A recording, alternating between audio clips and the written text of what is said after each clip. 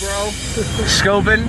Smoking and scoping. You ever do anything without the word scope in it? Oh, God, no. I drink scope. I swallow, too. Yeah. Oh. I bet you do. Oh, nasty. Got that alcohol in it, though, right, bros? Scope bros. Oh, God. Are you going to be this guy the whole time we're on? So we're going to try to do this and be on the air for the first break, but we don't know if it'll work. Okay. Not really. I don't care. I think it's going to work. The I don't technology's think there. we're not on the radio yet, though, right? 20 seconds. Read us some of the things that people say, too. About time Perk Boy shaved. More Gail, less pepper. These I are agree with that. Hey, so we are on the air right now, Chris? Is that how it works? We're on the air right now? Are we live? Yeah. We're trying to figure out if we can do the first break only outside. We are live. We are officially live. Right. Nice. By the way, Stanley just spit a lit cigarette on my name. I'm sorry. Right back. I'm sorry. I apologize. That was a mistake. Can you just look at the end of this thing?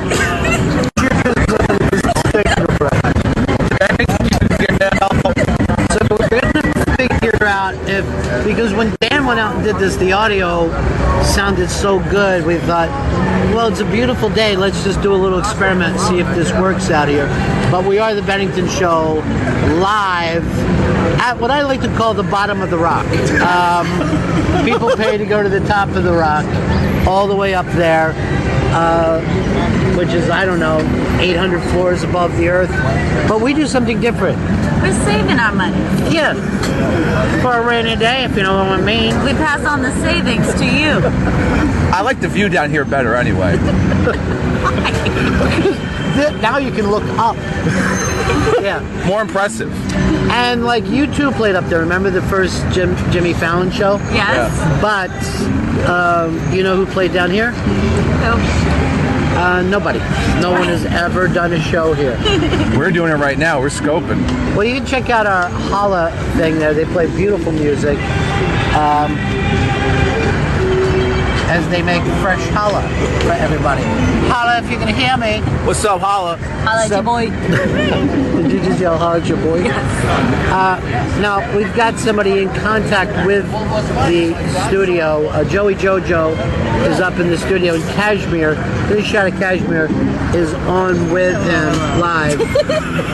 Hello, hello. Hello, hello. You know, people are catching on to the hello thing. And they're loving it. He loving it. Really has a catchphrase that works. So what's Joey think of the sound? Is it good enough? Joey, how's it going? How's the sound, Joe? It sounds good. Now here's the thing, Chris. You promised to stop doing that flip cam thing. Nobody likes because it's a turnoff to people and they despise it. No more. It'll never happen again. You did 7 in the first 30 seconds. Trying to break the habit. It's broken. No more flipping. Why do you give yourself a close-up every time you talk? Nobody else gets a close-up. Now, you know that there's been some anti-stuff about Chris Stanley's directing. A lot of Video. And watch the fucking magic happen, Scope Bro, because I know she is. The amount of hearts alone that she'll get. Oh God, I go yeah. crazy. Live on Periscope, Amy Man. What if Amy Man walked up right now and says, "I've been watching a lot of your scopes"? Oh my God. My fucking head would explode. I shit.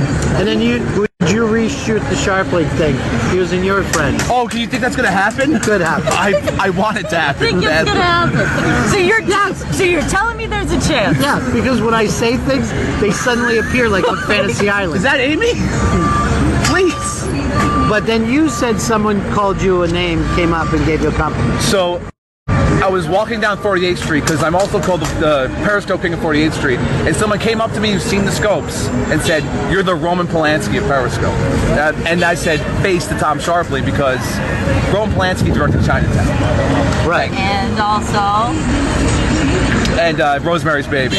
and Raped a Child. He also directed Ninth Gate with Johnny Depp. But you know, here's the thing. When he raped that child, right? Yeah. It was the 70s. Right. And there was just this girl yesterday who did a thing about Mr. David. She did an article called David Bowie Took My Virginity, right? Uh-huh. And she was a groupie 15 years old, and rock star David Bowie, and I forget who, Jimmy Page maybe, and one of the guys from Brownsville Station. When they did, Not bad. I think the drummer, when they did Smoking in the Boys' Room, all nailed her. And she said, hey, it was the 70s, we used to do that. It's a different time. Yeah, different decade. The amount of movies in the 70s where somebody was making reference to sleeping like with an underage girl, and it happened a lot. All of Constantly. Yeah. And of course all the Woody Allens had some sort of like, I'm in here with two 15-year-old twins. And that person isn't supposed to be like a villain. No. It's supposed to be his best friend. You were supposed to, as you watched that, go, yay. Dude. He's cool. Yeah. He's really cool. He's got his shit together. So what happened in those times? I mean, why are people so down on You're Polanski? disgusting. What? People can't separate the Polanski personal life from the Polanski work, and I'm talking about the work. Oh, you're not. You're the only person who refers to rape as personal life. Hey, that's my personal life. Didn't happen on camera, Scope Bros. And by the way, it wasn't just statutory rape, it was rape. Yeah, it was big time rape. I always felt it was statutory. I guess I was wrong on that one. She was not. She wasn't consenting. Chinatown is what I like to focus on.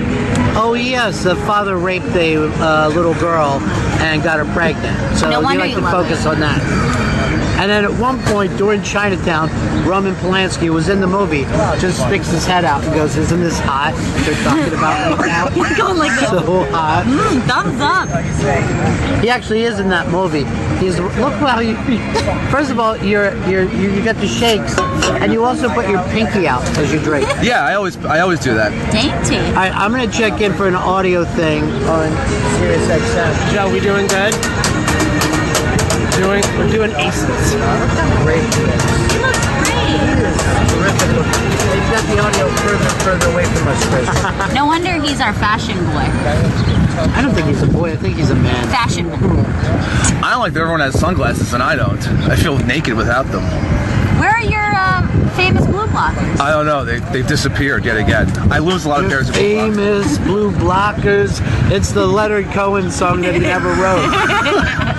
You can have that one, Leonard. It's all for you. Why don't you just call him Len? Lenny, it's for you. Lenny, Bobola. So, if you're listening on Sirius XM, first of all, why? Second of all, this is the nicest November in recorded history, so we thought we'd do a experiment from trying to be here at the bottom of the rock to check this out. It is the Bennington Show, but if you go over to Periscope, or you could just go on your computer and go to the iBang. At the iBang on Twitter, the link's right there. You can watch. But, you can watch from your computer. Have you ever done that? You don't Yes. even have to have... You don't even have to download. Yeah, all the Scope Bros out there, if they have a desktop or a laptop, just type in twitter.com/theiBang, and you can just click on the link and you're golden. Why did you over-enunciate those like they were brand new items? A desktop or laptop. Even a tablet. Yeah. I was watching the Steve Jobs documentary. I saw and it was that. only like a couple years ago, and he's showing us how to use an iPhone, and he did the swipe, and everyone clapped. He had a huge pop. Yeah, everyone went crazy. We're going to be swiping. Wait, he's touching the phone and it's working. And I'm looking at this, I'm like, this doesn't seem like a big deal. No. But that documentary blew, man. That's two in a row kind of for Gibney, because he also did the Scientology one, which didn't really have anything new in it. Like, I knew everything that he was talking about in the Scientology documentary. Yeah, you know who didn't know? Leah Remedy. Oh, yeah. Does it seem maybe that there's not enough time? Like it needed more time for that to be an interesting... Yeah, maybe. That's a good call. But, the whole thing about Steve Jobs, was he an asshole? Who cares? No. Most CEOs are assholes. The iPhone, that's all we care He about. got it done. Yeah. So he had to crack a few eggs to make that omelet. Oh, he screwed Wozniak out of a couple $100,000 or whatever. Big deal. He's fucking worth $100 million. I know. But what about his daughter? That's supposed to be the best part of him. I've only seen the trailer, so that's all I'm going on. Well, her name is Lisa. That's her name, man. That's her real name? Yeah, Lisa. After the computer. And the Cult Jam. Nice. Now, I was watching a Periscope last night, where a guy was using a program on his iPhone. This is a guy in the UK who's blind, right? Oh, no. So he's periscoping. He's periscoping, and he's got headphones in. So everyone starts asking, how are you reading our text to you right now? And he says, oh, the iPhone has a program that it's reading everything to you. Let me demonstrate. So he takes out his headphones, and then he goes, let me slow it down for you a little bit, right? So he slows it down, and it starts to read the stuff, blah, blah, blah, blah, blah, like super fast. Really, really fast. All the comments, right? Weird. But then accurate? Yes, it's accurate. It's saying like this person comments, da, da, da, da, da, and it's very fast. It sounds like crazy, like speed talking. Right? I need that. So then he says, everyone starts commenting, how is it that you can understand this? And then he goes, oh, I turned it slower for you guys. Let me show you how it really is. And it's like the fastest shit you've ever heard. It's like every sentence is like, and he says he's been using the iPhone for so long, he knows the program, and he's essentially speed reading, but he's speed listening to everything. Wow. And that's how he reads shit. It's crazy. That dude's like Daredevil. I've never heard of this before. That's how I listen to music. I'll fast forward. This is a good song. I did Dark Side of the Moon in 1:04. Right. That is, I mean, you know, it's like I try to say all the time. The mind, it's something. You know, Yeah. it's really something. Let's check it. Let's get an update right now from our fashion break. Joe, how are we doing? Ooh, fantastic. Fantastic at 12:15. Tell him hello, hello. Hello, hello, Joey Jojo. You said it. You said it. He's the best. Now he wants to have a conversation. Not the time. It's so much better than Stanley's signature sub. You know what I mean? Oh, sup's the best. People know me because of that. Yeah, No one knows but you. You said soup the other day. and Joe does it better. Joe doesn't do anything better than me. Especially, say, sup or scope things.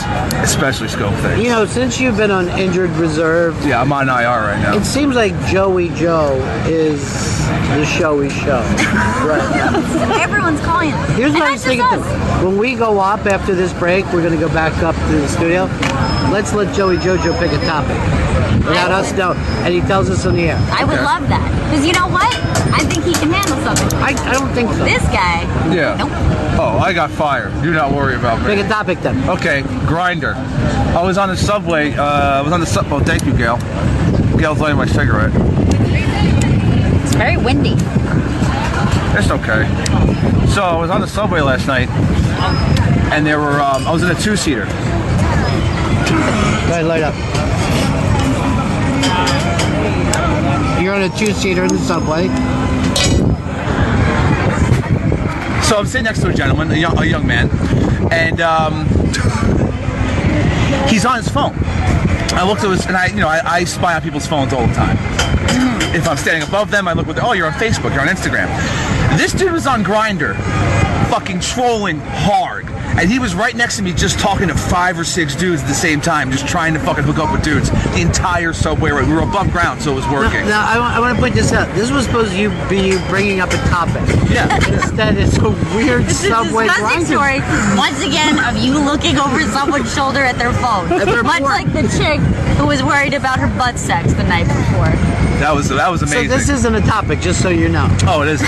Well, I thought I'd bring up an interesting story that happened to me. This is you being a creep and judging someone. It's not necessarily. And what are we supposed to do with your topic? Where would the rest of us non-creeps fit into this? Is it appropriate to be using Grindr on the subway when you're in the middle of a bunch of people? Because I was looking at the dude's screen, and on Grindr, You know how specific this is?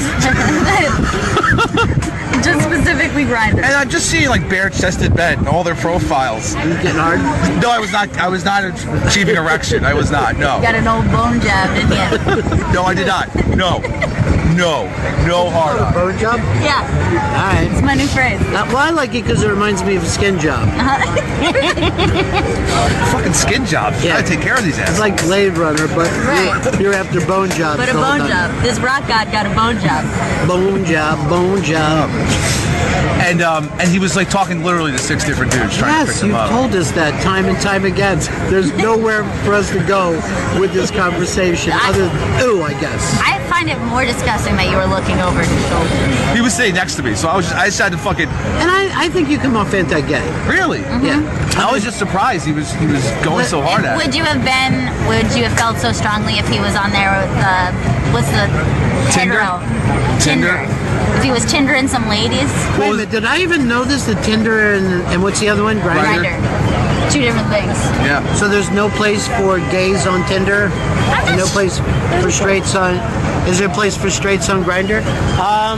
Some interesting straight guys, I guess. Maybe at 2 a.m. they decide to test that out. But besides that, But Grindr, Tinder's more of a dating thing. So there are, I think, gay people looking for dates on Tinder, but Grindr's just for like scandalous Grinding. hookups. Yeah.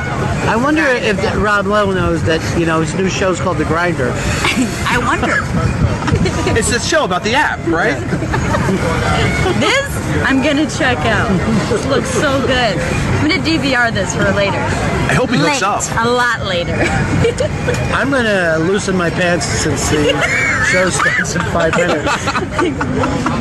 Just based on the title, I'm gonna go ahead and loosen these up before I see anything. Just in case. So let's just check. Is that an anti-gay story that he told?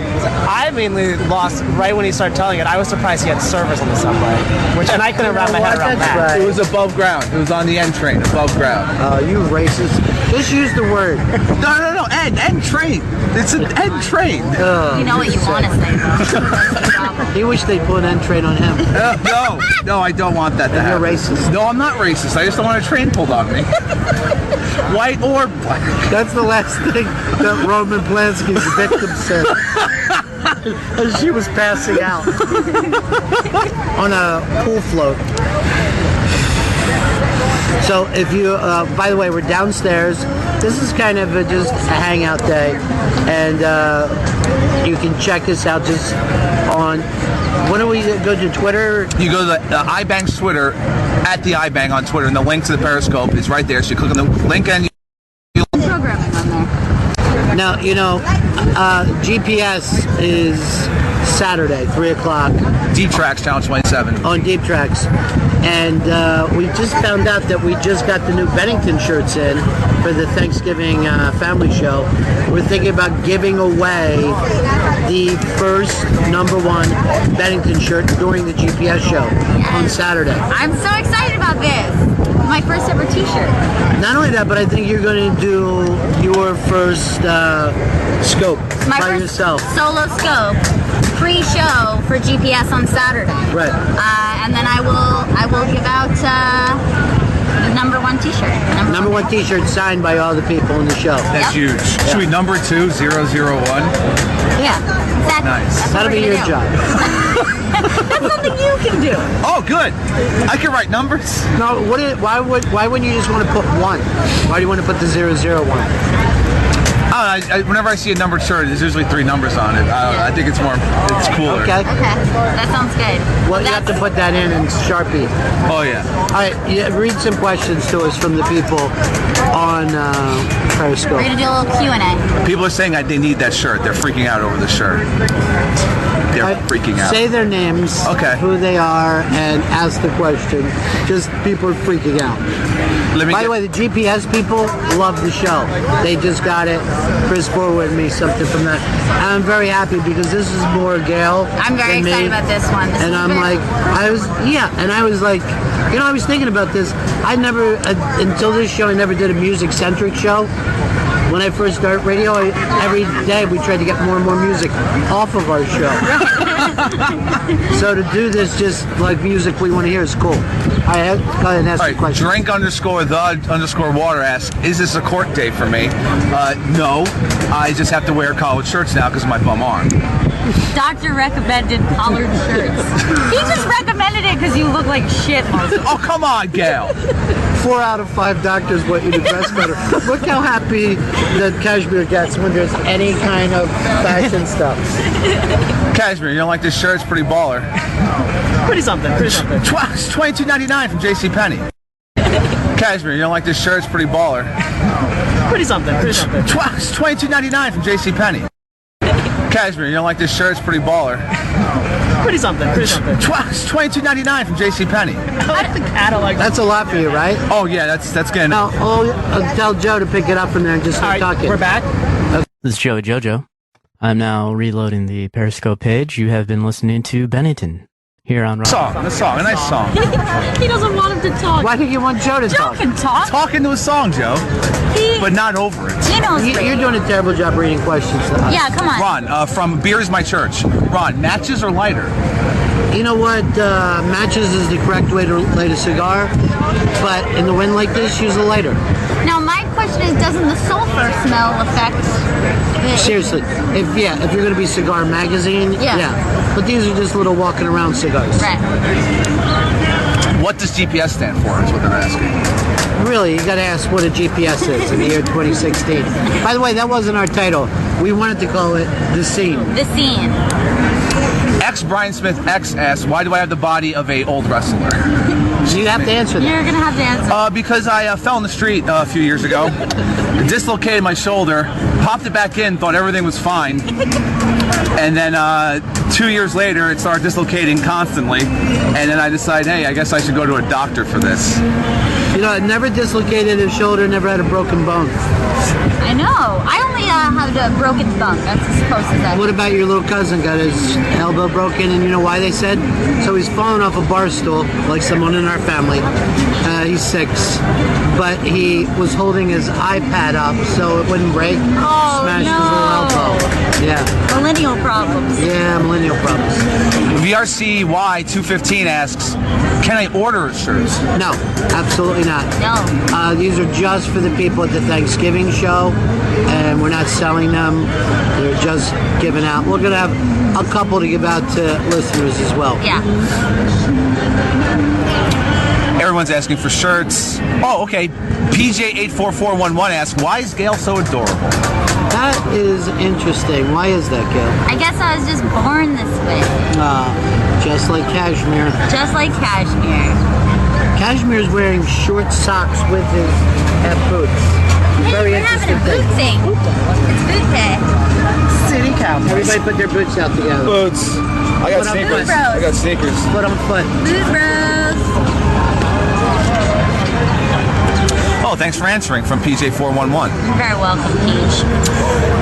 Puggle Lover NJ asks, will Bomb of the Rock be the next post-SNL hit show? You know, first of all, what's a puggle? It's a pug beagle combo. No, dog. it can't be, really? Yes. What? Beagle pug. Yeah. What is that called? Mixed breed. See, I would call it a Combo. snuggle.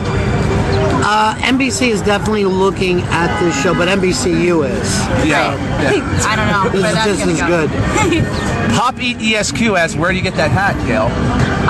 I got this at a vintage shop in Greenpoint like 5 years ago, so I don't remember the name of it, but it was in Greenpoint, Brooklyn. Remember when you and your friends were raping and beating up that family singing in the rain when you were doing that? I do remember.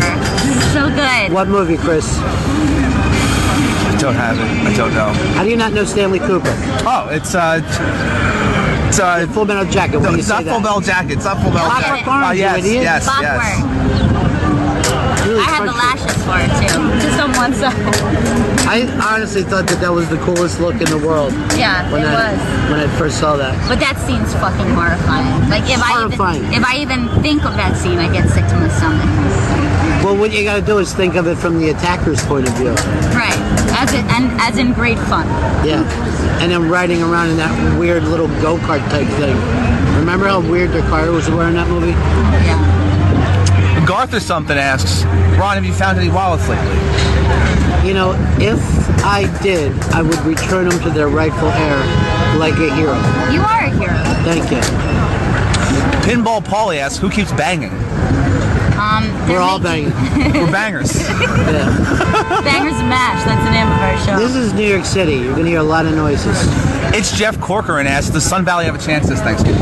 Not at all. It's not their year. Not that year. We're going to beat the rich kids. Blue and yellow could suck it. Nice. You didn't know I knew the colors of Sun Valley. No, I didn't. Why don't you tell this story that you were telling me about walking your dog last night past the cemetery. Okay, so I was walking past a big cemetery in Brooklyn. It's called Greenwood Cemetery, and I haven't been by there since the time change, since it started getting dark so early. So it's pitch black. I'm walking my dog right by the cemetery, and the way this one light is shining in the cemetery, I just see this like glowing white figure that's like cloaked, and I immediately start freaking out. Like, that is a specter, it is a ghost, it is a ghoul. I'm 100% convinced. It's fucking top of a... First of all, why does anyone have those terrifying tops to the... You know, like they put the big, like, statue tops on top of the graves? Why? Just to be terrified? Yeah, I mean, I definitely want my grave to terrify children and Hell yeah. stone people. Some of them are really spooky. Yeah, they are. They're disgusting. But you still get afraid of cemeteries? There's dead people in there. I know. I normally walk by there all the time. But something cemetery at night turned me into an 8-year-old again. You don't think that's a real ghost, do you? And then I immediately, hey mom, how's it going? Just called you for no reason, because I'm terrified of Like, so somehow that phone can help you as you're being swept away by a ghost. Avenge me! We could have given that to Paul Feig yesterday when he stopped by from Ghostbusters. I know. That was so great to have him stop by. Well, there's article up about it on the iBang too, because the trailer's coming out, I think in December, Chris? Yes, December. And everybody's trying to figure out how good that movie's going to be. I think it's going to be phenomenal. You know what would Aykroyd said? Than I would. Aykroyd says he thinks it's going to be funnier in his movie. Ghostbusters. Really? Yeah. I don't know. Those are 4 really strong performers as the main cast. Yeah, they are. And really different from each other. Go ahead, Chris, I stop you. Archie Hockey 37 asks. I lost it. I'm an asshole. They go so fast. You know what? Archie, please. The thing is, you took so long to, like, you were somehow poetic. You had to, like, let me think about it. Ah, yes. Will Tidal Wave ever perform in the Fishbowl? Wow, I would love to see that. A tidal wave in the fishbowl? Yes. Meta. Just meta. Joel Storella asks, do ghost eyeballs ever grow? No, they're born that way. Little baby ghosts have giant adult ghost eyeballs. That proves there's no evolution. And that's what makes them so cute. They're adorable. Like Casper probably died as a little kid, right? Oh yeah, Casper was definitely a child ghost. But they never say, but I always figured hit by a car. Yeah. I think either that or some kind of spinal disease. I thought SIDS. Like, he was, the parents, like... He's too big for SIDS. I thought murder. Murder. But by his own dad, and then the whole family was killed? Yeah. And then stacked like firewood. Oh. Oh, Super93 wants us to say hello to Sweden. Hi, Sweden. Sweden. Hey, Sweden, how are you? Great luck with everything, Sweden. Dad Dara asks, is Paula an ignorant slut? You know, it was just a joke. It was a poor taste. It was a bad, hey, Paula. Have you listened to that yet? No. As soon as we get upstairs, I gotta play Hey Paula by Paul and Paula. I would love to hear Which it. I don't think has ever happened in history, a song that was so closely related to the people who sang it. I'm trying to think. There's Big Country did Big Country, right? Hey, hey, we're the monkeys. Yeah, that's a weird one, right? Yeah. Where they're just singing about themselves. Bad Company, Bad Company? Good call. Oh, yeah. And a great song, too. I'm trying to think because I saw a band do it before. Somebody that opened for Elvis Costello sang a song about themselves, and the album was named the same thing. It's driving me crazy. The Clash had Clash City Rockers. That's pretty good. I'll give you half points. Yeah, you get half points. Half points. Half points for Bad Company. I mean, I thought it was pretty spot on, but I'll take them. I'll take the points. Only because the band Free really should have done that song. Steve Shiz is asking for a pretty good prize. He's just outwardly asking for one. Go get it for yourself. You treat yourself. You Treat can. yourself. Cringing Douche Chills asks, yo, Chris, can I cop the rest of your perks? No, bro, they're all gone. I just saw someone write Queen, Killer Queen. Would you you count Oh, that's that? kind of interesting. Half points. All right, I just remembered who did it. Talk Talk did a song called Talk Talk off their album Talk Talk. They love talking. Yeah. Double talk. Is Old Dirty Bastard a rock god? Pardon the interruption. This is the Bennington Periscope feed, live on SiriusXM Radio. This is Joey Jojo. How you guys doing? Oh God, I like that. Death of this 17-year-old drug dealer because this drug dealer apparently robbed one of their relatives. So they're like, yo, we gotta put this kid down. So that's what's, no charges have been brought against RZA or Raekwon, but their names have been brought up and saying they were the ones behind it the entire time. Wow, it's weird, right? It's is really weird. fucking crazy. I But expect it from Raekwon, but not RZA. I know. Bobby Digital? He wouldn't do that. You've looked into this deeper than I would. Oh God, yes. Love the Wu-Tang. But to answer your question, I think that ODB is a rap god. I will give rap god status, but not rock god. You know, but see, sometimes I don't even think you have to be in rock to be a rock god. Like Jack Nicholson is definitely a rock god. Sure. You know, Chris Stanley's a rock god. Oh, there's thank no you doubt very about much. it. Thank you. Ron Bennington, you're a rock god. Bennington? Bennington. What about me, guys? Gail, you're a rock god. Woo! The way you gave it to her though was so small. And yet it was such a victory for me. I know, it's sad. Still experiencing issues. This is Joey Jojo. This is the Bennington feed. First time that I ever saw Old Dirty Bastard, I was a little kid. I was watching The Box. You remember that channel where you could like request videos? I was obsessed with The 99 Box. cent videos. And you were charging them to my phone. Yeah. And I was sitting there waiting for a request that I put in, most likely for Urge Overkill, because I remember doing that all the Oh, time. that's hilarious.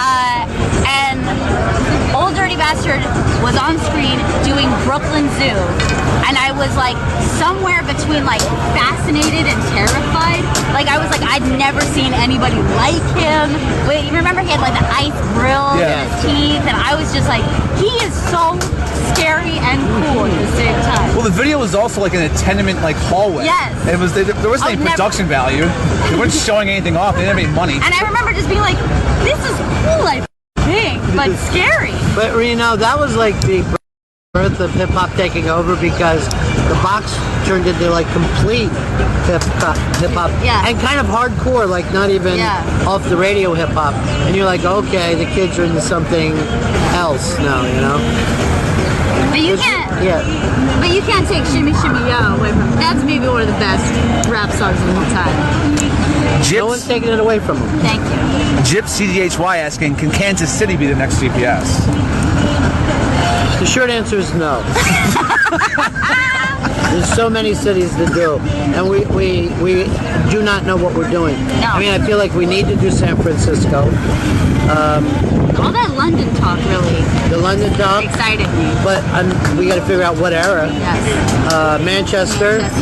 I would be behind Manchester for sure. You know, this morning I was thinking about Boston, and Boston is one that is not, like a lot of really great performers come out of there, but they're not like a scene. They don't, Right. you know, It wasn't like they can. you don't all have at the same time. Begat, or, you know what I mean? Like, they're all really kind of different. Sweden's asking what our names are. They're checking in. Lay off the suite for 2 seconds. No more Sweden. Bennington. Everyone's a Bennington. Everybody here's a Bennington. GPS Philly. Foot thing is asking. So you're going in the opposite direction now. I thought the guy's name was GPS Philly. Yeah, there's going to be a Philly International, Definitely. but we got to get to some other cities first. What but Zero is asking if he's a Bennington. No. You're not a Bennington, bro. It's not. You could be a Scope, bro. You share that And broadcast. that's a lovely thing to be. It is. It's great to be a Scope Bro. Is E. Garfs as is Kashmir Jim J. Bullock. Back on a close-up of me and leaving Gail out of it completely. Is Kashmir a what? Jim J. Bullock. So let's turn around and look at him. Now, you're probably too young to remember Jim J. Bullock. What was the name of that show? It was Ted Knight was the father, and he had 2 big-titted daughters, and then their friend, who they never said was gay, but he obviously was, Right. the late, great Jim J. Bullock. Sounds like yes, then. I love that every time we cut over to Kashmir, he just looks like too cool, like he's like leaned back, like he's been on a personal call this whole time. He has a look like he's in the Cannes Film Festival waiting to see whether his, you got to turn around and look at him, waiting to see if his movie got picked up. Everything Sharpling says is about you is true. It's 100% true. You're doing an awful job And today. you know, I go on that show, I wanted to defend you. Yeah, you but, should. Yes, always defend me. Always. He's not telling lies. Right. The bad arm is hampering me a little bit. It isn't though. No, it definitely is. But It's actually better. It's steady. You think? Yeah, I know remember so. all the running around, whipping around that you were doing? I thought people liked me, you know, on the run and gun, on the go, Chris Stanley. It made me nauseous, to be honest with you. Give it a running gun right now. See how it goes. Okay. What's up, bros? We're scoping. We're gonna give a little run around on 48th Street, going on to 49th. I think people are loving this right now. We got all these scope bros over here. What's up, bro? Oh shit, hot dogs. What up, what up, what up, what up, what up, what up? Scoping. We're doing this on Bennington. Sirius XM. There's Del Frisco's. It's a baller spot to eat. Now come back up. Come back around. Come back around to Bennington. Another lap. Another lap. Doing it again. I'm keeping it up.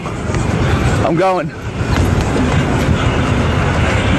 We got a lot of scope bros out here. I haven't really run like this in, I'm gonna say, years. Don't get out to the gym very much. Things are getting. Shouldn't smoke too much. Hey! Seen a lot of people out here. Excuse me, miss. Sorry. Excuse me. Sorry. Excuse me. Sorry. Excuse me. All right, here we go.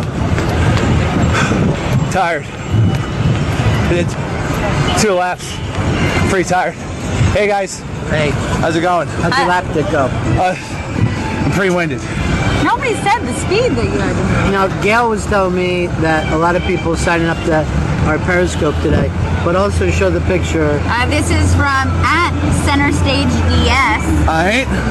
And look at this beautiful picture of Chris Stanley. Oh my god, this is fucking meta, bros. Beautiful. Look at that expression on your face. That's my usual expression.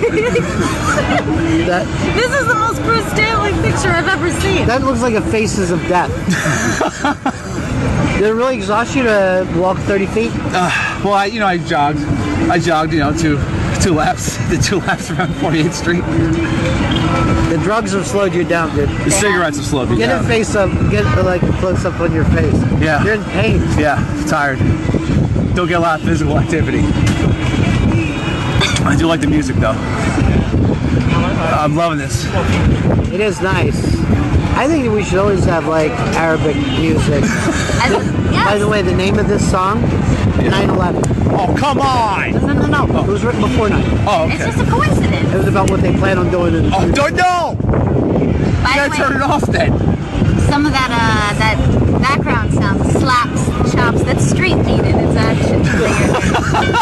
Chopping up the street meat. It's actually making me pretty hungry. Yeah, I know. Oh, it's so good. Get a lot of white sauce. I used to say, drown it in white Me sauce. too. That white sauce. What is exactly white sauce, though? They never tell you. Oh, Well, it's great then. Get it every time. look, it's happening. Cashmere's loving it. Kashmir just let us know that the Weinstein Company is interested. Buy, sell. Are they gonna get the option? The movie's back on. Hey, Vince, we're gonna make the movie. Come on, guys, the movie's on. Oh no, Vince. Good news. I just heard the movie's back Yay, on. Yes. Way to go, little bro. That bit is so funny, and the one of the guys who did it is in that Silicon Valley show, and the Silicon Valley show does the same exact thing. The company's destroyed. The company's back on. We got funding. Yeah, the company's being taken over. No, we're taking over them every week. No, the servers are down. No. Not the servers. TJ Miller, do something crazy now. He's hysterical. He's the man. I love him. Love the TJ Miller. I met him in Montreal. Yeah? Super bro. Yeah? Yeah? He's a cool dude. Yeah, he was. Well, I wasn't scoping at the time, but he would be a scope bro. You really are young Jeffrey Gurian. I was jumping around that night. Who you met in Montreal? I was at the Comedy Central party where they had Blue Label on open bar. Well, you know, I was talking with Don yesterday, and he wants to send us out to different places. Yes. And now I don't even think we need a studio. We can just scope pro it. No. Unless we get a million complaints about the audio. We're saving money right now. Yeah. For the company. For the company. You're welcome. This cell phone is better than an ISDN line. It is. Oh my God! I just noticed how much you're sweating. Yeah, it's pouring off of me. But it's beautiful out here. Well, you can fucking see it. I'm glistening. This is bad, right? You know what? I can't get used to you with no shades on. I hate it. I leave my house in the morning. I feel naked. I'm like, where are my clothes? What? And can't you find another pair of 1978 blue blockers? I have ordered a pair. They're a lot more expensive than I usually order. Well, how much are they? They used to be $20 for a pair of blue blockers. Now it's $50. You know why? Why? Zach Galifianakis. Yep. He made it happen. He blew up my spot. He wore them before you. No, he did not. I was wearing them before him. Yeah, you got no, it from him. no, I didn't. But you love him, and you said you wanted to look more like him, and that's why you got them. He had the I didn't tortoise even know shell. that. No, I never said that. You did say it to me. Though he had the tortoise shell ones. I go for black or white. You should get the tortoise shell. They're really I know. cool. Look at his cashmere's tortoise shell, horned rim, beautiful. Cashmere, how are we doing on time here? Because I'm going to do the second break upstairs. 12:47 right now. All right, so we'll break here in a little bit. But I hope the sound is good on it. Yeah, you know? me too. Because this was fun. It's like perfect weather sitting out here. It's playing hooky. I've never had a November like this in my life. This is the nicest November ever. Normally we're getting cold November, November rain. Well, we even have leaves longer this year. Yeah, I noticed that because there's some Halloween you could already get the leaves by that Well, point. normally if you get a bad rainstorm, right? Yeah. That's what does it. It's just all gone in one day. But look at how pretty the golden trees are right now. Oh, Great day to be a ScoPro, guys. Great. you know, it's funny. Because on last night's scope, you kept bringing up the golden trees. Get a picture of the golden trees. I'm obsessed with them. They're beautiful, bros. They're beautiful. Why do you act weird when you're on scope? You're so you don't much act weirder. like this inside. I mean, you're weird normally. Yeah, but a you're different extra weird on Scope. It just brings something out of me and my scope bros. I just heard from Cashmere. The movie's off. No, Cash! Fucking Paul. Oh no. No! Wait. Oh wait. Cashmere's got some good news. Movie's back on. Movies Oh, yes! Great job, Lukash. I think it was like from 7 or 8 years ago. Still I'm still good. love it. It's better than the movie. It's better than the Entourage If that had movie. been 2 hours long, forget it. What's going on here? What are you swiping? Swipe left. I just got an update on my phone. I don't know what it was, but I just had to swipe it away. Maybe it's that Twitter update. They're Yeah. doing away with the likes now. What is that? What? Or it's like instead of favorites, now they're going with likes, like Facebook has them. So you know how Twitter, your favorite, it's like you give a star? Yeah. Now it's a heart, much like Periscope heart. Oh, wow. And now they're calling it likes, like Facebook. Because they feel like it's too confusing to new users. It's the term confusing favorite. to me. I know it.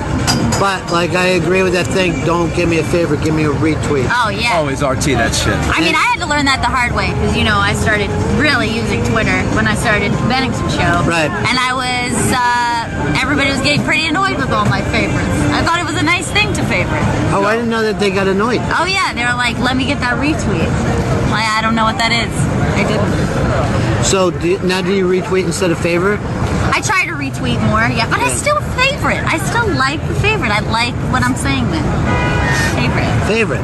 No, This is like. my favorite. You're gonna like it now. But I guess their friends can't see that you favored it. Right, exactly. Yeah. So, to get God the real forbid. big ups. All right. We ought to blow out and go up and do the next break upstairs. All right. Cashmere, I hope this went well. Joey Jojo, how's the review? How's the review? How's the review from up there? Oh, Joe. He says he's loving it and loving No, I life. don't mean content. I mean audio. The sound. I'll never ask his opinion. It's definitely not about his life, that's for He sure. said sound is also amazing. All right. Fabulous. All right, guys. We're going to break. We'll be right back upstairs where you can hear us properly. Bennington Show. Peace. Dan and Joe were living in an old house. Did a show a day and people checked it all out. They had a microphone and then the lights got blown. Couldn't afford the rent and got kicked out the studio. They went to New York, homeless without phones. They started walking to find a new radio show. It didn't last long when they found Sirius. Joe and Dan high-fived, now they're on Bennington. Now we're a family and we're alright now. We got a Twitter page, you can follow us on handout. Is that Bennington Show? Don't forget it. And if you do, then Dan and Joe have something they can tell you. At Bennington Show. At Bennington Show.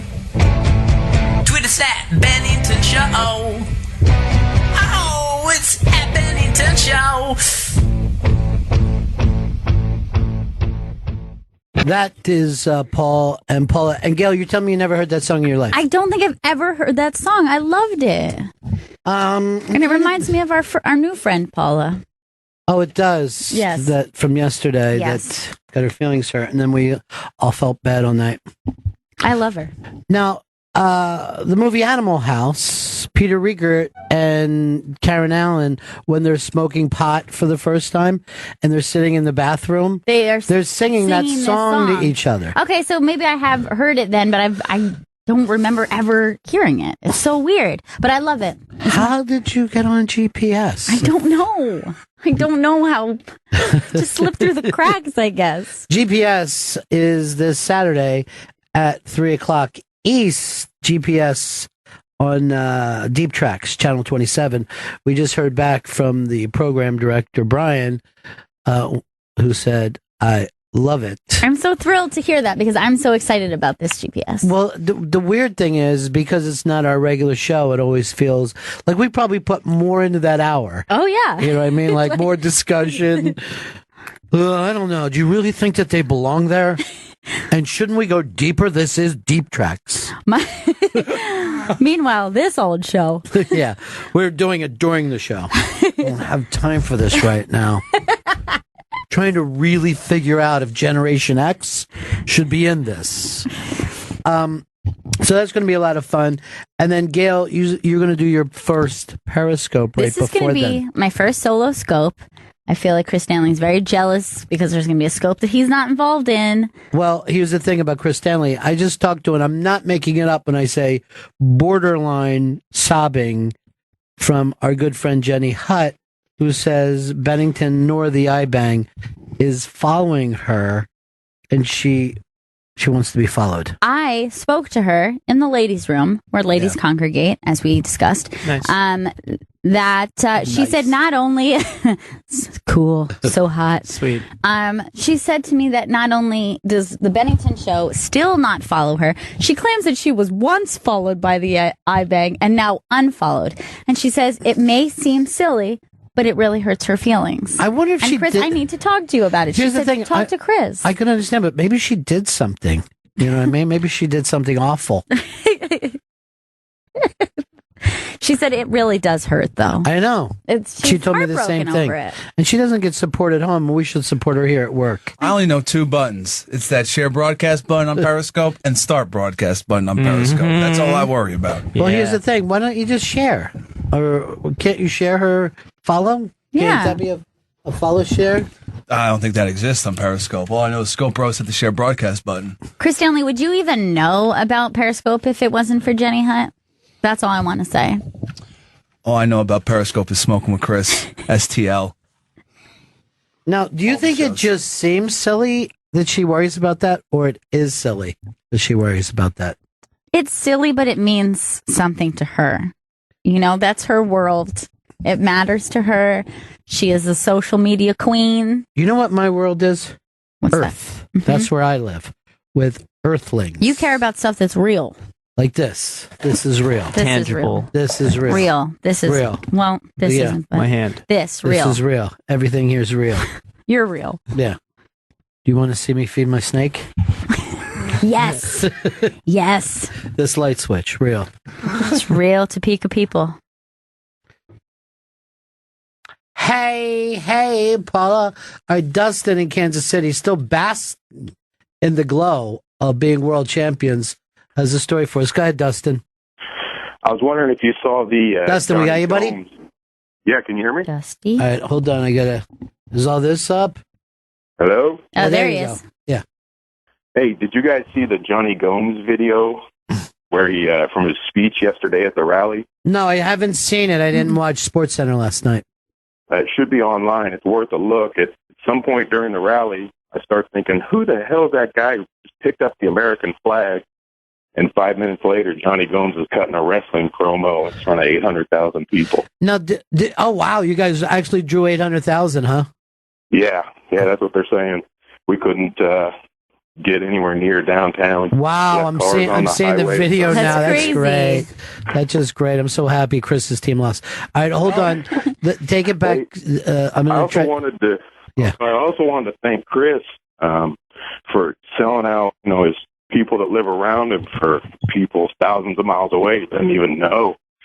It takes a lot of guts, man. I appreciate it. That's beautiful. It's really wonderful. My Mets broke my heart, and I'm done with them. Yeah, man. Thanks. Keep riding it. They Love it. weren't your Mets that broke your heart, and you were done with them before you even started with them. Man, there is just a crowd of people next door. That's P. Diddy right there. Where's P. Diddy? Holy shit. Right with there. the hat. With Come With the in hat by. on, yeah. Yeah.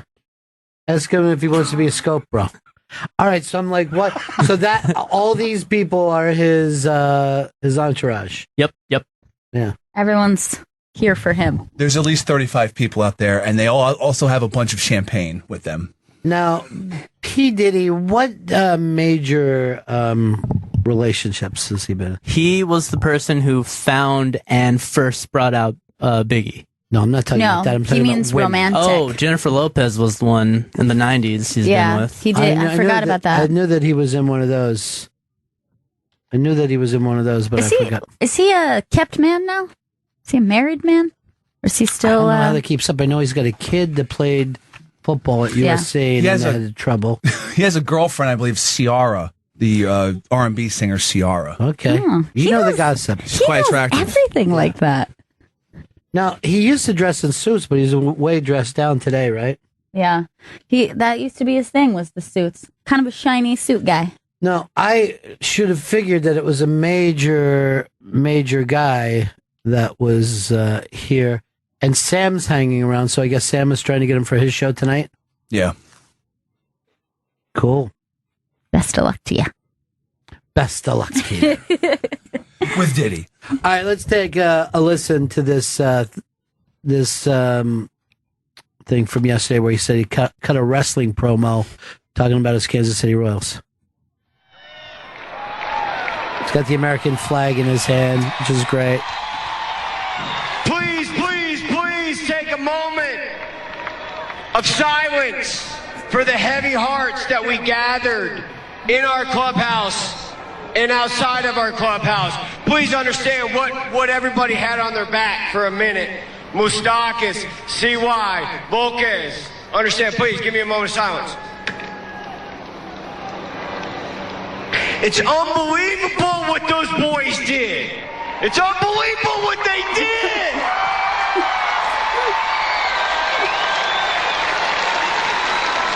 It's unbelievable what they did. They stole bases. They hit homers. Hey, guess what? Cy Young winner. Not on our team. Beat them. Rookie of the year. Not on our team. We beat them. MVP of the whole league. Sorry, guys. Not on our team. But we beat that guy, too.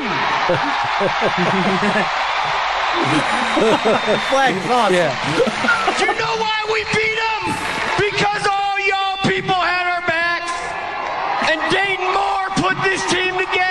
And Yost delivered it by being a captain of the ship. Y'all want to be politically correct? I'm the unpolitically correct person. We whooped their ass. He just he chucked the mic. Oh, I know, you're doing Hacksaw's bit, dude. the pacing, the flag, that was all Hacksaw. I wish he would have had a 2x4 in the other arm, and that would have been perfect. First of all, Rookie of the Year, not on our team. We beat him. That's good. That's a pure promo. That's a pure promo. He ought to feel proud of himself.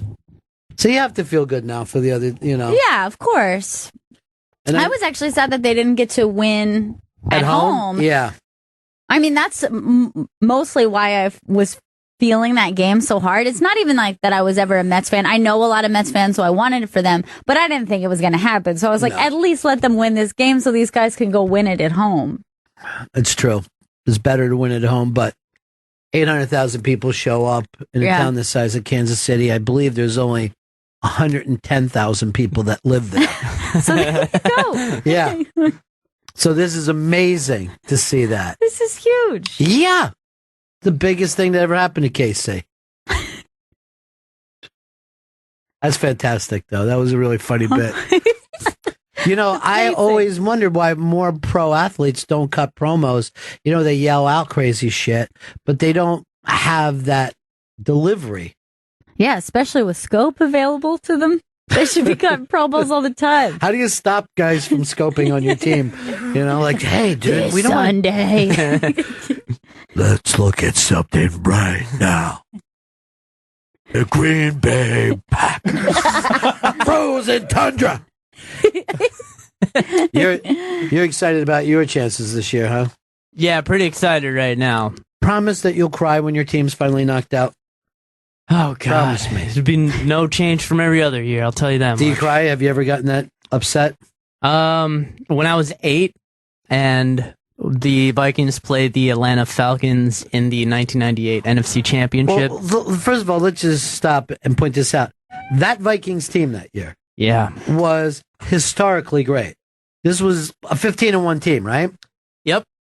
15-1 team. At the time, best offense going. Randy Moss, rookie year. Yeah.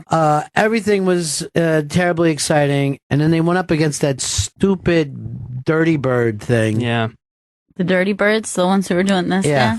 Yep, those guys. And our kicker, Gary Anderson, to win the game, all he had to do was hit a field goal. My brother turned to me, my 10-year-old brother, and he goes, "Don't worry, he hasn't missed one this year." I'm like, "Yeah, awesome, got it."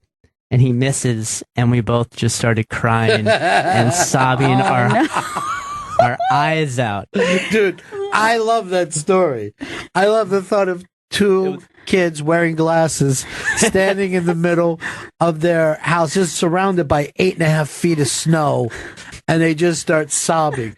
I think there's nothing funnier when the kids are so close together that they pick up on each other's emotions. Right. We wanted to win. We're both crying now.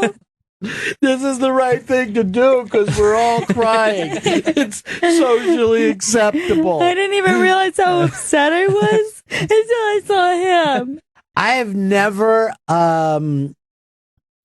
never been at that point, I think, even as a little kid, where my team losing would hurt me enough to start crying. Really? Yeah. I mean, I didn't have enough to get fired up for me, and all my teams were losing.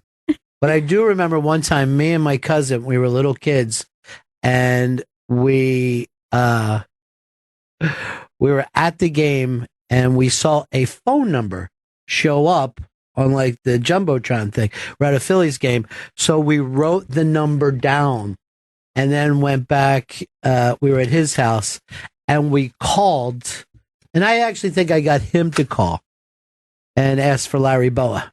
To talk to Larry Boa, and the guy said, "We're the tow truck place." I don't know why either. We just like, this must be the number to reach them. There's so many people that are so stupid that they leave their lights on there that they, have put the tow truck number up. Right. And then we was like, is Larry Boa there? We'd like to talk to him, please, about today's game. Anything? And I remember my cousin saying, are any of the guys there? The guys. We'd like to speak to one of the guys, please. So this is how long it was ago that at the end of the month, my uncle started screaming, who's using the phone? Because it showed up, Right. Calling from Chester to Philadelphia cost $1.25. It's long distance. Yeah, it was long distance. Boa keeps ducking my calls. Boa, you had every opportunity to pick up that phone. All right, we said that we would let Joey Jojo come up with a topic, and this will be one of those things that will set the tone of whether or not he'll be able to become a bigger part of the conversation. Oh, shit. Yeah. Okay. Yeah. All right. Well, you guys were talking outside, and Pepper was talking about his grinder date. First of all, I like how you reset the table. Love it. Nice job. Thank you. Great job. Bennington Show. Oh, we're going to break. So Pepper, he was talking outside about his grinder date and how he saw this guy stragging on. Okay.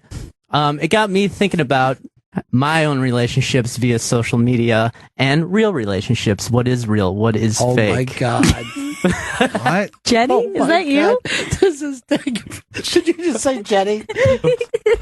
She's stealing this right now for her scope. I want to talk about the phenomenon of the Instagram girlfriend, which is a very real thing. All my friends typically have an Instagram girlfriend. Do they interact with this person? Yeah, but via Instagram. And this is only becoming more and more common. Then I looked at myself, and I have an Instagram girlfriend as well. So this is somebody that you follow that you don't know in your real life, that you've never met in person, or? Never met in person, met on Instagram. For example, my roommate, he met a girl, happened to live in Park Slope in Brooklyn.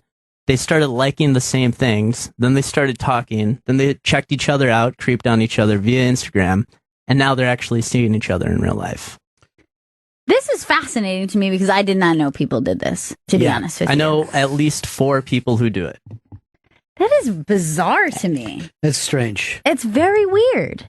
I talked to a friend not that long ago that had a online relationship that they had never met the person, and then they broke it off, and they were really depressed.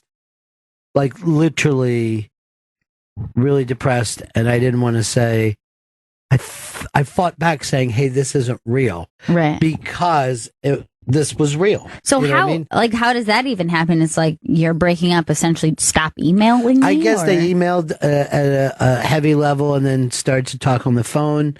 I guess there was some distance between them.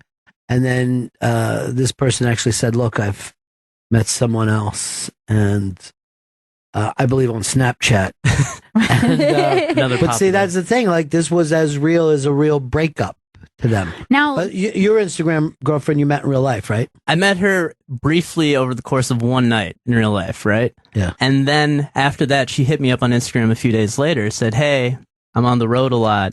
Hey, keep me company, blah, blah, blah. So then we started calling and texting each other. So she's somewhere in Oregon right now, traveling the country, but we'll still talk to each other on the phone. But she knows what a dope you are, right? Does she have any idea? Well, I mean, I don't know. I have a pretty cool Instagram, so maybe she doesn't know that yet, you know? How cool could it be, though? Like, how cool? What do you have? Pictures of, like, milkshakes that you've gotten? Milkshakes that I've gotten, the bottom of the rock, a few pictures of those. Here's, like, a question along same lines, though.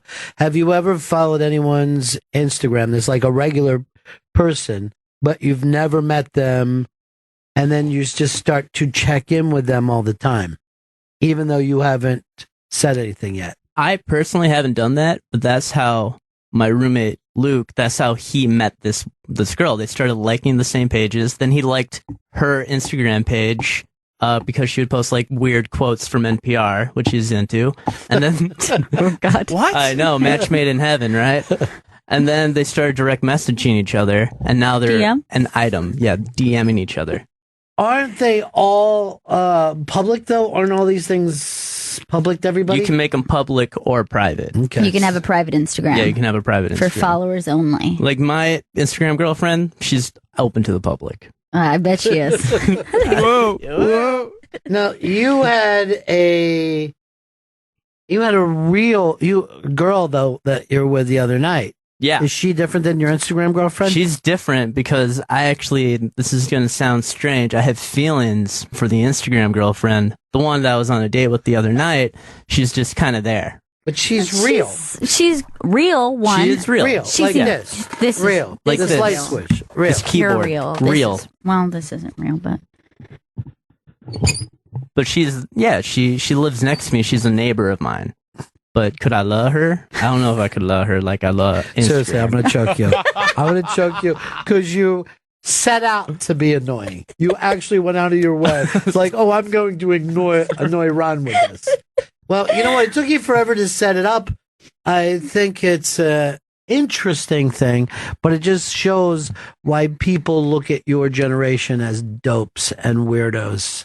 It's weird. I think it's just becoming more and more common. You know, Tinder, I've had a lot of friends who've gone on just absolutely strange Tinder dates. The weirdest things in the world, but people don't really go there for relationships. It's kind of happening more organically via other forms of social media. It's not organic. If it's on a computer, it can't be organic. Organic is natural. But maybe organic in the sense that they meet each other and then they develop the relationship from there. No, see, I think the relationship gets developed through social media long before you're with the person. So these things that you feel are 3:00 in the morning feelings. You know what I mean? Yeah. They're desperate, I'm not alone feelings. Yeah.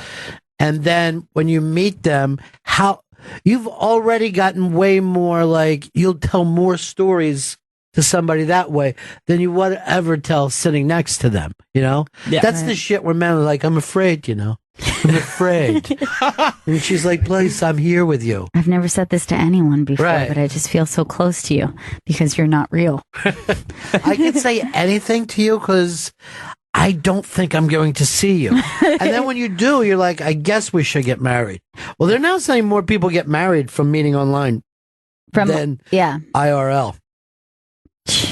That's strange to me. It was a weird thing. Like, remember when people talked about that? Like, it was bizarre. Like, we met in a chat room or something like that. Right. Now it's just normal. Like, most of the people I know. Well, you know, one of the first people in history ever to marry somebody from a computer is Dr. Steve. And he actually wrote about it. And I'm not going to go into all the details. Needless to say, it didn't work out.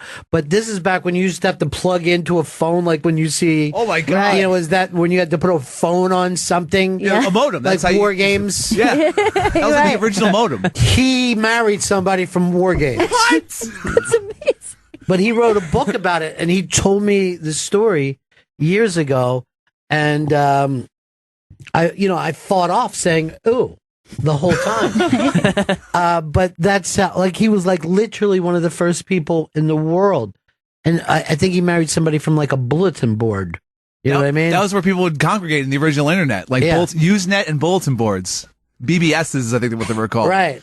So that was pre, like, the term message board, then it was bulletin board? Yeah, before AOL or Prodigy or whatever those first internet portals, it was just all Usenet. Before eWorld? I see Dan jumping up, and I'm sure he has a story about this. Is that it, Dan?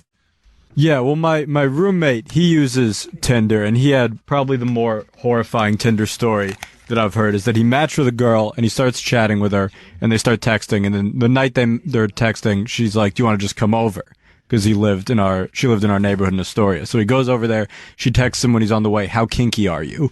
And he's kind of an uncomfortable guy, so he's like, oh, I don't know, the usual. Oh, Jesus Christ. There's nothing kinky about the usual. That's the exact opposite. With the bit, dude. Very kinky. How kinky can you get?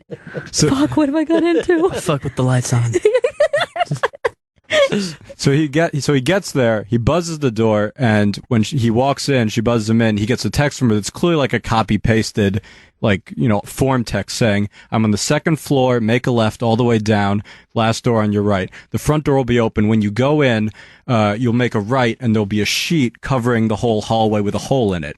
Put your penis through the sheet, and I'll give you a blowjob. This is a dude. Of course it's a dude. And so the dude is going to cut off your dick. So he's telling me the story. I'm The like, worst kind of dude. Yeah. Seriously, that's the kind of dude that to me will never be a major dude. He's not even a minor dude. He's not a dude at all. Don't tell me they put his dick in the hole. He goes in and he says hello, and it's a girl's voice, and she's like, "Hey," and she's acting like it's totally normal. He's like, "What's going on?" She's like, "Oh, not too much. What are you up to?" And he's like, "Oh, can I see you?" And she's like, "No, I have a boyfriend. I can't be seen." And he's like, "Can I just see you for a second?" She's like, "No, he's coming back soon. Just put your dick through the hole. I'll blow you. Hurry!" Like she says, hurry. Hurry with the dick. Quickly now with your dick. My boyfriend. So he just stands there silently for, he says like 5 minutes, and then he's like, I think I'm going to go. And so he leaves. He couldn't get it up. And he sees a pile of dicks laying in the Hey, hole. what are all these dicks doing here? These aren't yours, are they? This doesn't have it. Don't touch my severed dicks. And he leaves, and he gets a text from her saying, "You're not kinky at all, pussy." So what do you think was on the other side of that sheet? I don't know, a fucking German shepherd. It was me. It was in the story. It was me. I was trying to troll him for dudes. Chris Stanley with a pair of... he doesn't know to this day? Does not know, no. Did he ever feel inclined to move the sheet? That's what I would have done. That's what I said to him. Was like, why didn't you just move with your hand, just move the sheet and see what's on the other side? And he said it didn't occur. You know to him. why? It would have been like a big snake lady. Fucking happened to Eddie Murphy. That's just a dude with some pruning shears You on know the what? other side. He had to go back to that fucking place, put his ass up to it, and take a shit through this. Through the sheet. That's what I would have done. That's what I think of you. Oh, you Now like stuff coming through this hole, huh? Now suck that, you crazy kinky bitch. I'm just the normal amount of kinky. That was obviously a soundboard. There's no way a woman is behind any of this. Maybe it was a woman with her dude friend. You know? Yeah, probably. You know what I'm saying? Hurry up, put your dick in that hole. I have a boyfriend. He's right here. Do it. Okay, I was kind of imagining more like True Lies style, where it's just like on a tape recorder. Yeah.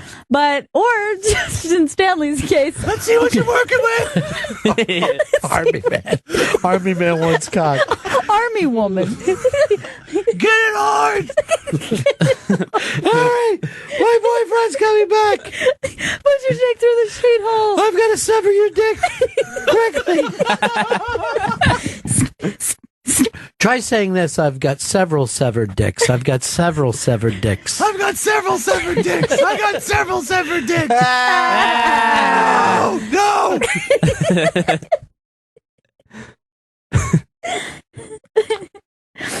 And that's just the kind of dates you get on Tinder. Versus Instagram. No, you know what? That made your story look like shit. I know. I know. Well, I have a weird Instagram date that I went on once, too. It's not going to be like the sheet. Well, yeah. You know what? I can't even top that. No. You're right. You Why never are you would have come in even under. Yeah. She had me put my asshole up to a hole. And by the way, your roommate is you, isn't it, Dan? No. I have this friend, let's call him. Yeah. I would have moved. You were on the other side of the fucking sheet on your knees. And your nephews. His name is Dave Pillman.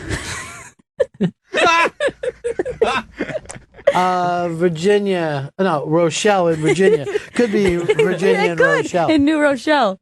Rochelle, you're on the air. Hi. Hi.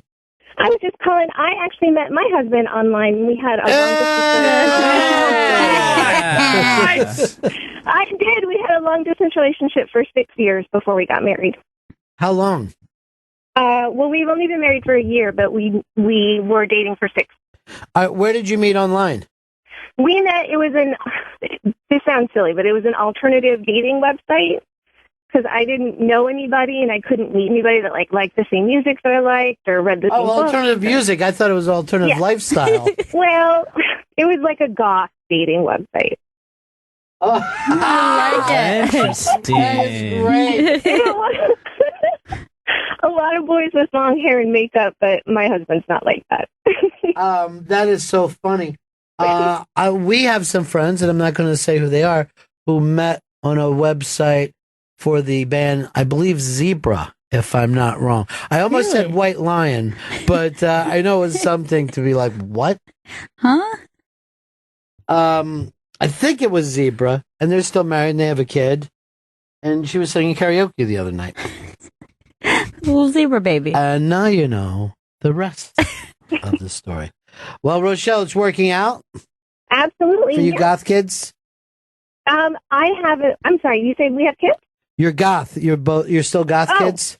No, we're not goth. We're more. I don't know. Listen to Nine Inch Nails or the Misfits type of a thing. But Right. You didn't know where to put yourself. Yeah, you're outsiders. In Jersey, exactly. In New Jersey, everybody listened to bachata Right. or hip hop. So that was obviously not what I was into. You were pulled by the rockin' sound of the Misfits. Yes. Exactly. And then you had to find a fella who shared that. Yes. That's all I With wanted was matching a devil nice fella. locks. All right, so there is a thing there. Could you ever be married to somebody who didn't like the same kind of music No. as you? I don't think I could. For me, I think it would be easier than being with somebody who didn't have the same taste in movies than you. Really? Because I think that you can have that privately, like you can have your music, and I think I would have an easier time going, hey, that's not really my thing, but that's cool that you're into it. I listen to this, whatever. But movies is a social thing. You're watching, TV or Netflix together. good You point. go out to the movies. That's a huge problem. Well, what was that thing that you and your gay friends always play, that game that you play about? PC&D. Yeah. PC&D is pro, neutral, con, deal breaker. Right. So what would it be for you not liking the same music? The as same you? music? I mean, like really bad, like I come home and there's accordion music going? Yes. Like, Deal breaker. deal breaker for you as well, Joe? It's a con for me. I mean, music can be more private. I hope that they're not playing on the speakers. Well, let's say they you know? are. Let's say that, you sit down to dinner and they're just playing music. They think of dinner music as something that just repels you. That would be a deal breaker after about 10 years of having to deal with it every night. Okay, so 10 years is Okay. how long it So is. not The really a deal breaker. man. Yeah. You are a passive son of a bitch. No wonder you're meeting people on Instagram. A lot of resentment's going to build Yeah. up in that fucking The spork relationship. isn't clean. Now, Stanley, you and your chick are simpatico when it comes to music. Yes, right? other than Muy people liking simpático. fish, everything else there's major overlap. Oh, yeah, because she's more punky, right? Yeah, She's not a fish head. Oh Is that what God, they're no. called? She Fish Yeah. head? Fish she head. hates that I like fish. Yeah. But there's everything else pretty much it overlaps very well. What if everything was completely opposite? You guys, everything you liked, she hated everything. It had to be a deal breaker. With the amount of music that's played in the house, we'd be angry with each other all the time. Yeah. Like there has to be some sort of common ground that you both can enjoy something because music's too important. It's on too much in your life. For me, Deal breaker, bro. I'm going to say con. I'm going to say it's a con, but I think that I could get past. Do you have places that you and your guy don't line up? We're not extremely different. Like there might be some bands that one of us is a little more into than other, or like one that doesn't, but it's not like whole genres of music that we Right. disagree on. But I do feel like, it's something that I could get over. However, if we had different taste in movies, if we did not want to watch the same stuff, I think that it would ruin our relationship because that's a social thing that you do together. It would drive me insane to have to go to bad movies or have to go to movies alone. You would Right. have to go see stuff on your own. You are right about that. There's certain things that you have to share. Restaurants, for one. Yes. If you're with somebody and and I've known people who there's only a small area that they can actually eat and stand. Yes. That food. Does that mean we never go out to a nice restaurant? I think that would be a harder thing to deal with in a relationship than even music. Even though music seems more personal, that's going to fuck with your lifestyle. You're not going to be able to go out. You're not going to think about how annoying cooking would be. Like you'd have to cook weird food for that person. It's going to drive you nuts. Eric in Kentucky. Eric. Hey, I gotta disagree with Gail's initial point. You got me back, Gail, when you started talking about food, but two words to illustrate why music is more important, and it's road trips. Oh, good call there. Yeah. Good call on road trip. You cannot get away. Movies, you can at least check out for a couple hours or, do something else or, get on the iPad, but you're locked in on a road trip. It would be brutal. I mean, that would be heartbreaking to not be able to share the same music on a road trip. Or while you're playing your music, they're just like, oh, does it have to be so loud? But how often do you go on a road trip? often. 2 or 3 times a year? More? 2 or 3 times a week. Yeah. I just got to be on that open road. He's always tripping. All that road going. Well, that's a good point. Maybe I didn't initially think of that also because if you're a city person, we don't have a car. We're not in the car together a lot. Yeah. So I'm probably ignoring that aspect of life that a lot of times couples are in the same car with each other. By the way, Queen Elizabeth just tweeted us this. Nice to see bathing isn't a deal breaker for Hicks's girl. Hey, why don't you get off my dick? Dirty dick. That dirty dick. Dirty dick. Everyone's got a dirty dick with this guy. Dave, Oakland. What's going on, Ron and Fez? Yeah. Gail, do you have a sense of humor? Say you stole a Coke on yourself, you laugh. What? Do you have a sense of humor? Sure. Yeah. You know, dating a girl, dark hair, blue eyes, beautiful for about 3 months. And the final kicker was we were driving and she was drinking a Coke, put a little bit of soda on her sweater. And I giggled, I laughed, and she got so pissed off, and that was it. I go, that's it. I can't take it. All right, so you think that a sense of humor is laughing as a woman ruins her sweater. I wouldn't call that so much sense of humor.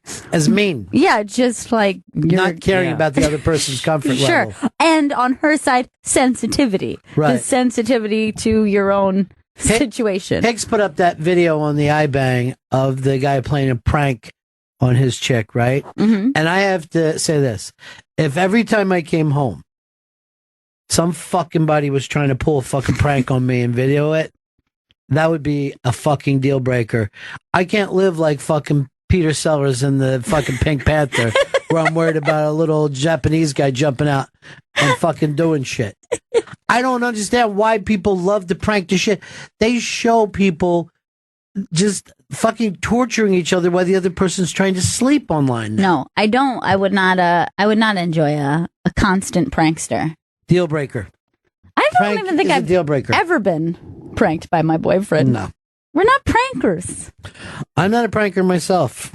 No. Well, except for one time a year. You're very heavy on pranks. And that's Pranksgiving. With my nephews. But they beat me last year. Fucking, I don't know how they did this. They ordered this shit and they put it in my iced tea, right? And like they're just sitting around and everybody fucking knew this but me. And they're like, you gonna drink your iced tea? I'm like, yeah, I'm gonna drink my iced tea. I fucking go to drink it. It was like solid. It congealed like into a gel. So they had put a secret powder in there and they jellied up his tea until it was and they were solid. so ecstatic. Why don't you drink that tea? That's exactly what they were doing. You look pretty thirsty. And I was like this, I'll drink the fucking tea on my own time. Don't worry about it. Don't be worried about my tea. Pranksgiving. I'm actually doing this thing this year where I'm sending away for these postcards that you send to their house that has to do with like a gas product because you're farting too much and stuff. Right. But it fucking comes in and adult diapers. Nice. I don't know how to prank them back, but they wait for this all year. Oh, this is their favorite. Yeah. I'll give you a good one. What you do is take clear tape, you put it up at eye level at a doorway, and then you just wait for them to walk through, and then they have tape on their face. That one works. I've done it. Tape head. Yeah, tape head. I was thinking about shooting one of them in the foot. That's good. That's hilarious. All right, Hicks, give us a PCND. Clubfoot. Pro. You're a fucking moron. That's why we can't play. First of all, you know that you have to say PC and D, and everyone repeats. PC and D. PC and D. PC and D. They I have a club foot, but everything else is normal about them. They have like the creep boot This too. was not. It would have nothing to do with it. We can't live in a world where we sit on a radio show and say someone with a birth defect is not worth being with. All right. I'll throw another one out there. No, Real shock you got jock. one fucking thing. For a guy with a bad wing, you had no problem throwing clubfoot out. I By the know. way, what are we in the Middle Ages? It's neutral for me if anyone's wondering. No one asked. I have another one if you guys want to go back I don't want to hear it. Oh, okay. Hair lip. What about a hair lip? Despite my loose joints, I'm still going to judge Seriously, someone with a... you're a fucking. You got joints like a squid. Yeah, it's terrible. Freakish. All right, I have a PC and D. All right, PC and D. PC and D. PC and D.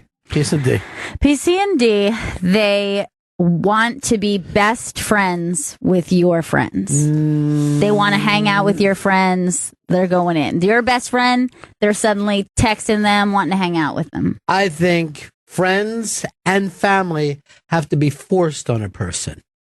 I do not like when someone starts to cross that, because you're annoying other people now. Right. You know what I mean? This is not that it bothers me, but I don't want anybody to think I'm with a fucking pushy person. Yes, exactly. And, you know, your relationship with the friends is my date. You know what I mean? Like, I want them to like you. I want you to like them. But it's always you're going to be the and person. Years have to go by, right? Yes. Years and many experiences. Yes. But you don't be like, hey, I'm dating your friend. I was hoping we could all get together. No. Yeah, that's a weird. Fucking psycho. You're right. And there is certainly a point where maybe you can gray those lines. You've been together for a long time. I don't know. They watch your kids or something. Obviously, like, there's a point where friends become more like family. But if you just start dating someone and they're just like wanting to hang out with your friends all the time, deal breaker for me. D, B. It's just a D. It's not even close. It's not even close for me. For me, it's a con. I mean, I've experienced it before. I think it also depends on the girl or the guy, if they're cool or not. It can be cool with your friends and the amount of time they've dated. And in my experience, it was still okay. So for me, it's a con. Deal breaker. I've never tried to become best friends with any of my... Do you have any friends for them to... Yeah. I've seen your scopes. All I saw you was with Zito's friend one night. Do you mean And that he she ruined wants to your be... scope. Do you think that maybe you mean that she wants to be friends with your coworkers? Hey, is Zito still dating the same girl? Yes, he is. Wow. Yeah. That's a long time for him, right? Serious. Are they living together? Yes, they are. Wow. Yeah. And he was like, when he moved to New York, he was like, Mr. Got a Date. You know what I mean? He Yeah. was Yeah. Man about town? He was the young single guy on the scene. Yeah. Fell hard. Oh, God, yes. And his buddy, he annoyed me because I had to explain to him what scope bros were and like the whole Periscope thing because he was asking a lot of questions. And I was like, look, bro, just fucking jump into it. We're going to the Skrillex show. He wouldn't fucking shut up. Yeah, he couldn't be cool. Was he from fucking New Hampshire, Rhode Island? Or He was from RI, RI, as they call it. I was like, too much Rhode Island in the scope, bro. That fucking Zito was so hammered into like his home state. Oh, God. That, he would brag. He was one of those guys like, well, you know who else is from Rhode Island? I'm like, I don't know what to even fucking say back. Let me guess. Providence? Is that your town, dude? It's the only Coffee one. milk. I know. It's some weird drink you guys like. Coffee milk? Yeah, it's called, I don't know what it is, but it's some weird drink Rhode Island loves. Yeah, it's pretty delicious. Pro. Never had it. Deal breaker. It was a beautiful day. All right, give us another one. Oh, withered hand. Is that where you're going? That's where you're going? All right. The person, the only snack they eat is Doritos, so their hands are always covered in that red, nasty stuff. I can't. There's All right. no Jeez. fucking reason to talk to you. Will they let me lick the Dorito dust off their fingers? Yes, they will. Pro. You've taken it to some other weird fucking angle. Joe, you know how to play the game. Yeah, I know how to play the game. You know how to play PC&D. I got a PC&D. PC&D. PC&D. Someone with absolutely no sense of fashion. Like, they dress embarrassingly bad in public. I wouldn't notice. I would never notice. They could be wearing a fucking scuba suit. It's certainly a strong con. It might be a deal breaker for me. If we're talking like next level bad, like I can't even help them. Yeah. And they're oblivious to it.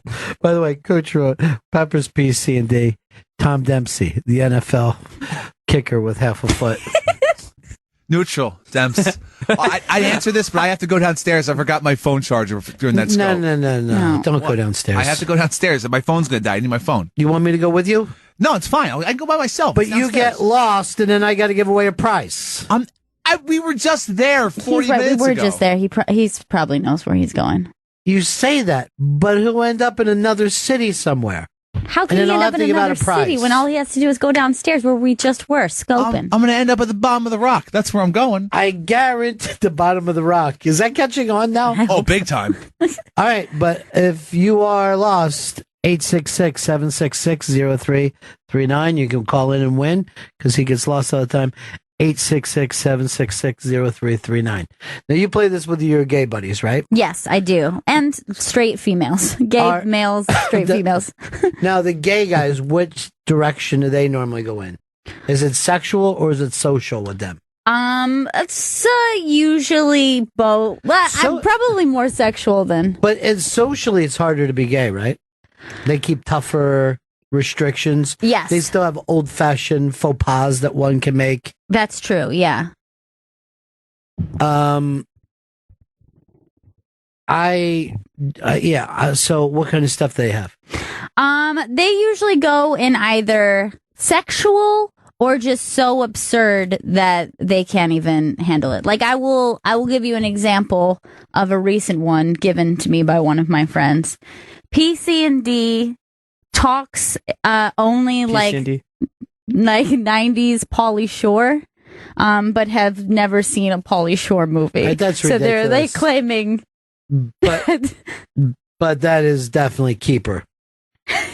You definitely don't want to get rid of that guy. No way. That's a pro. The weasel. That's what I said. A lot of people went a deal breaker. God damn it! Look, the hotline's ringing. What? You know that's going to be Chris, and you know he's going to be lost, and you know that's going to cost me a price. I know, but there's there's several people who have the hotline number. Could be anyone. Hi, this is the Bennington Show. Ron, you were right. I got lost again. See? Oh, my God. Deal breaker. Oh, God. This time we're not helping you, Chris. Please, I need to get back to the studio. You're going to cost us something big out of the prize closet. I can't deal with it. I can't be this lost. I don't know where the hell I am. Look around and see if you can, pick up on something, a landmark, something. Okay, all right, I'm looking around. All right, the state that this city is in, it borders Canada. Oh, you're bordering Canada. Well, that should be easy. So you see a signs for Canada? Yeah. Is that why you know that? Yeah, that comes down like 3,000 miles where it could be. Sure. Bordering Canada. I hope someone can find me. Todd in Detroit. Oh, well, let's just throw a pin in the old goddamn map. Let's say Tacoma, Washington. Tacoma, Washington. Is that it? Oh, incorrect. Chris, anything else? We lost Chris. Chris, no. Well, let's play the intro properly while we're trying to wait for him again. He might be dead.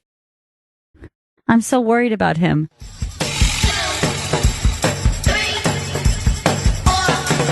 Oh, Christ. Oh, Christ. Where am I? Where am I? Where am I? It's time for Where Am I? Christ, where am I? If you can figure it out, you can win.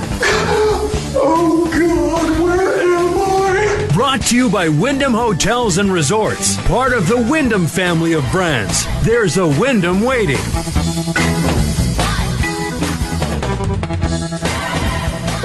Chris, I lost you there for a second. Sorry, I'm going to lock your phone in. So you're in Canada, is that it? You're in Canada? No. The state that the city I'm in borders Canada. Well, what else? Because that's not enough. Okay, all right. Oh, look at this. A large river is running through the city. Boy, that is rare to have a river right through town. And near Canada? Yeah. Because that makes it so easy for trade.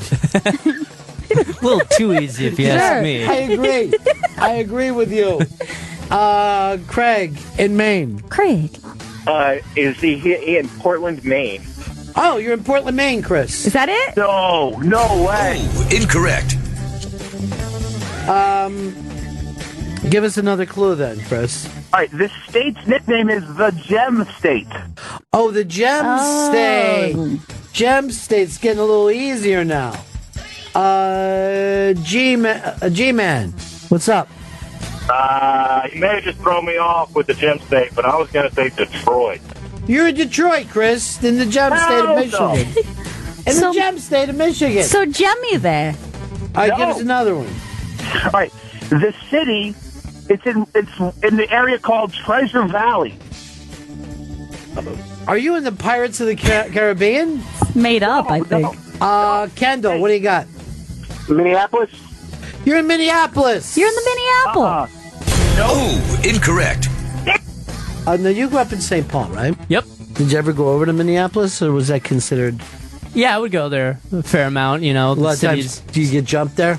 Well, you know, we would go there to start some stuff. They would come over to St. Paul, start some stuff. Yeah. We would all typically win. Now, people, like, if you would normally say Minneapolis, right? If I said Minnesota, Minneapolis. Yes. And what's the capital of Minnesota, you know? What is the capital of Minnesota? Why don't people ever know that? St. Paul. St. Paul, Minnesota. It's St. Paul? It is? Yeah. You know And, it. Everybody will say Minneapolis from around the country. Yeah, I would have assumed that it was. They think that St. Paul is like the Brooklyn of Minneapolis. No, it's the state capital. I'm sorry, Joe. I can't believe I didn't know that. I would have assumed. It's okay, Gail. That's why I'm here to. So, Chris, you figured it out. You're in Minneapolis. No. I'm Now, if you definitely go not in across the bridge, Joey Jojo's dad will take care of you. Yeah. Nice He'll meal. bring you back. If I was there, we'd bro down, but I'm not there. By the way, Jay Bird said, I hope Wyndham Hotels gets Pepper lost at a rehab. Hey. What else have you seen? Okay, I just see a sign. The famous Idaho Potato Bowl is played here every December. The famous Idaho Potato Bowl is played in this city every December. So you're in a city. In a city. In a city that plays the famous Idaho Potato Bowl every December. Sounds delicious. Might be getting a little easy now. Here's Chris. Chris, what do you got? What's up? How about Boise with that crazy blue field? I'm in Boise. Correct. The Where Am I game show segment is presented by Wyndham Hotels and Resorts. There's a Wyndham waiting. Save up to 15% when you book 7 days in advance at Wyndham.com. Terms and conditions at Wyndham.com. Joey Jojo, what does Chris win for saying Boise, Idaho? Chris, for saying Boise, Idaho, you win a signed copy, the DVD Green Hornet, signed by Seth Rogen. Whoa! That's a great prize. Love it. I will tell you something, too. That movie takes a lot of heat. I think it's hilarious. Yeah? Never saw it? No, I've never seen it. Have you seen it? I haven't seen it either. I know a lot of people are like, oh, I'm staying away from it. I think it's funny as hell. Let me get that signed copy so I can watch it before we start it out. And while you're sitting there, wait, Chris, how did you get back so fast from Boise, Idaho? Weird. I'm gonna guess a wormhole of some sort. I'm not sure. A Did rift you in say space. an asshole of some sort? He does call that his wormhole. By the way, he's exhausted again. Again, it took a long time to get back from Idaho. Well, you know what? It is exhausting when you get to be your age, 32. It's tough to move Oh, around. yeah. Getting up there. Yeah. By the way, you're still not even old enough to be a quarterback, okay? Let alone a wide receiver. Oh, shit! Fuck you, son. Asshole joke. No. He just called it your wide receiver. Ew. Yeah. He called your wormhole your wide receiver. Gotcha. So, Chris, have you seen The Green Hornet by Seth Rogen? Yeah, I saw it. It was great. It Thank you. was very fun. Thanks for screaming that back at me. This is not. You're not. But we were in a meeting yesterday with Don, who is our boss, and everything Chris came back to him was snapping, so angry that I had to stop him. I go, Don is asking you questions about the Thanksgiving gig. He's not saying you're a bad person. This isn't a fight. I might have like one of that disease where you can't tell what your emotions are. Did you tell Joey what I pitched Don? No, I did not. Why won't you talk with your staff? Now, does Dan do any of that work or just Joey? Oh, they both do. All right, so after the show, I want you guys to come and talk to me. Yes. All right. It's not something for air. Got it. Private. GPS this Saturday, 3:00. Not only are we doing GPS New York City, but you can be the first person ever to win the official Bennington Show t-shirt. And Gail is going to tell you how to do that in a scope. Yes. I guess it's going to be a hashtag contest, right? It's going to be a hashtag contest. Details will follow in the pre-show scope. Right. So it's going to be Saturday, 3 p.m. East on Deep Tracks 27. Mm-hmm. So you're going to have to check out the scope pre-show. Check out the show scope, check out the GPS show, and then you can win 001, the Bennington. Yes, signed. Signed by everybody on the show but Joey Jojo. Yeah. Beautiful. Collector's It's edition. not going to be enough room. Because, well, there is plenty of room, but we just don't know whether he's permanent yet. Oh, wait, what were you guys talking about? It's like... We told you we talked to you off air. Like, Right. even when, like, you'll see the Rolling Stones, right? There's, like, fucking 9 people on stage, but then 4 of them come out for the bow. Right. Like, yeah. Okay. Seems like the rest of those guys Yeah, it sounds like they rounded out the sound pretty good. worked hard. So we looking at like a 250 scope, a 245 scope? Yeah, somewhere in there. Yeah. Details to follow, but it will be at the iBang on Periscope. So you're going to have to follow at the iBang on Periscope. Exciting. And then we will follow Jenny Hutt. Yes, please. Not sure where that follow button is. Is that you being an asshole? Did you unfollow her? I'm not good with technology. I told you guys. I got lost looking for a phone charger. How could I know how to But follow that was a bit. someone? No, I This got is real. lost. Yeah. You weren't in Boise. You were doing something. This is basically a live read, is what you were doing. That's what it was. When So you think Chris about is going to get lost for a live read right now. No, I have to do something outside the studio and something happens. I'm going to be honest. The first few times I bought it, but now I'm starting to have some questions. Mostly about the return time is the biggest one. And the clues, the specifics of the clues. All right, I'm being asked this, Gail, and I don't know whether it's creepy or not. Okay. Will Gail be wearing the new shirt, and can we win the shirt off her back? That sounds borderline creepy. That's very creepy. But I'm that's way over the willing border. to do it. Yeah. It's creepy, and so the answer is yes. It's kinky. All right, this came up. Will she put a hole in the shirt that we can push our penises through, like Dan did with his roommate? Hurry up! The answer is yes. Only on scope, though. I have a roommate, and my roommate went over to Astoria. And what we were able to do there in Astoria is that he had to walk down the hall, and down at the end of the hall there was a sheet and a small hole in the sheet, penis-sized. A penis-sized, it was like a penis-sized hole in the sheet. I wasn't with him because I was at the radio museum. I was listening to some old radio comedy pieces that was so good. They were so absolutely perfect. As Jack Benny and Maury Amsterdam came walking out, and there was a sheet there. It was a small sheet. It was tiny. You're imitating me like I'm Jackie Mason. Well, I don't know. You know, I just had that kind of the unaggressive New York accent that you can follow. There's a certain kind It's of a very old school accent. Yeah, that he has. but he does. He follows. He's almost Christopher Walken, Yeah. but he's like in less of a hurry than Walken is. You know, he's never in a hurry with his stuff. And it's a low register, too. Yeah. Wait, 1, 2 Dans. Oh, What? shit! He said you're gay! Oh, I got it. Got it. Get it? But by doing that, don't you feel like you offended our intern, Kashmir? Our beloved intern. By the way, who could be smoother than Kashmir? When we were Pretty outside? smooth, charismatic guy. Think about Cashmere. It makes sense. Soft, smooth. Now, do you remember when we came into this game, right? Right away, I said, I'll take Kashmir, and I'm going to mentor him. Chris mentors Jam Band. And I'm like, okay, he's got the aggressive guy. Jam Band hasn't been heard of since. You don't give him anything to do. You don't find his personality. Oh, we're working on something nice for next week. It's going to be great. How long do you think this could take before he makes his mark in this business? He's going to make a huge mark, a big mark. Not like that. No, a positive mark. Positive.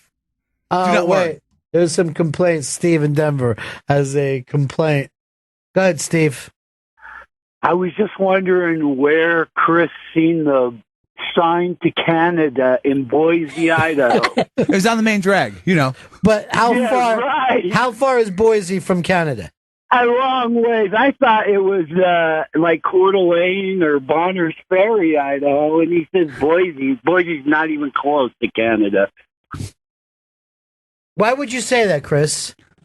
I thought it was like a nice initial clue to be like, oh, where is But he? how close is it? Measure it out right now. Couple hundred miles from Canada. That's crazy. That's crazy. That's why it was the first clue. I want to whet people's appetite. That isn't whetting their appetite. That's giving them a wrong clue. The state that Boise is in borders Canada. Buffalo is a border town. Yeah. Yes. Boise is not. Yeah. Well, I never said it was a border town. Just seems like there could have been more. You did. You said it borders Canada. I said the state that the city is in borders Canada. That No, is- you didn't. No. I got to send Steve into the pretty good prize closet. Steve! What's he win, Joey? It's the pretty good prize. It's the pretty good prize closet. We have that's pretty pretty good good prizes. It's the pretty good prize. It's the pretty good prize closet. We have good prizes. Steven! In Denver, Colorado. Today, you win for correcting Chris. New segment. I never met an idiot on the river. Signed by Henry Winkler, the signed book. Son of a bitch. Nice. Guess where he fishes? Where? Idaho. Goddamn. Perfect. Fuck. Perfect. Thought I was giving a good clue. I'm lying. He fishes in Montana. Thanks for being at the Unmasked, Chris. Is Jam Band even here today? Jam Band is here today. All right. Well, Jam Band, I just want to ask you one question. And I want you to be 100% honest, okay? 100% honest. Has Chris told you he has anything planned for you next week? We got big plans. Okay. All right. I believe him. All right. One lies, the other swears to it. You're the swears I to will it. say, are you telling me the 100% truth?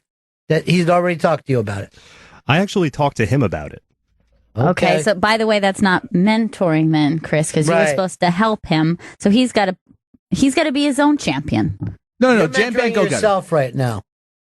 Now, by the way, why are you wearing a Clapton shirt if you're so into... Well, I just love rock and roll and I jam love bands. that So kid. I love that kid. Ron, I know you're a big fan of the band. That's like my second favorite band. Look, I didn't want to give this away, but since the scope thing worked out today, I want us to do a scope from Big Pink. You can go up and rent Big Pink now. Please, can we do that? Yeah. And in the middle of the night, we're going to go down in the basement and look for ghosts. Okay. Ghost night. This is like my Graceland. Sounds scary. We're going to Big Pink, Big Pink. You know what the weird thing is? When we do GPS, as soon as GPS was kind of invented, it started to be everywhere. Yeah. I went and found Big Pink. Really? Mm-hmm. Drove So- right up to it. Looks fucking exactly the same as on the album. So you can rent it like a cabin or like Airbnb. Is that the? That's it. That's right, Is yeah. that what I'm looking for there? Yeah, I would love to do Yeah. that. Oh my god, a Bennington trip, a scope trip with my scope bros. Let's go, bros. Here's what my idea would be too. We sit and play every single song, not only by the band but also Dylan. We Okay. just take a long A to Z that thing. Let's go. I love it. I love the idea. You're not coming, Chris. Oh, come on. We need Because someone you're not- back here. Look, he had to wait all this time to say, "I love the band is my second favorite group." Wait, what was his first favorite? Did he ever tell us? I don't think he did. My first favorite rock and roll group is the Allman Brothers. The second is the band. He's got great fucking taste. He's this cool, kid. dude. Yeah. He's All a right, great dude. You know what? Let's change that. We're going to do it from the old Fillmore East. We're going to go to the All right. Fillmore East. We're going to play every song off live at the Fillmore East. And then we'll be back. We'll just do it for lunch All right. one day. I can't believe that it took us this long to find out that Jam Band's a rock god. You know why it took us this long? Because his fucking mentor blows. Yeah, I'm a great mentor. literally blows I don't blow anything. through the sheets. Well, that one time on Tinder. He likes to say 3 sheets to the cock. Actually, we have a couple of guests coming up. Rebecca Trent from Creek in the Cave and comedian Eric Bergstrom. Where are they? They're coming up right now. We can go to break. We need to break again. Okay. Let's go to break. Bennington Show. Rebecca Trent is here. I like to call her Rebecca Trent Bennington. Is what I'm trying. It's what I'm trying to do right now. She came in with P. Diddy, and both of them in the hallway. I didn't know you guys were so close. Yeah. Well, it's been a while since I've seen him, but it was really nice. It's weird, right? Yeah, After it was so weird. many years. You got a big gig going on. Yeah, at I your joint do. tonight. At the Creek in the Cave tonight, we're throwing a night of 100 one-liners in honor of Eric Bergstrom, who was diagnosed with stage 4 Hodgkin's lymphoma sometime in September. We've been raising funds for him through GoFundMe, and tonight we're doing an homage. He's like a sort of like dark, macabre humor kind of guy to begin with, and we're having his style is one-liners.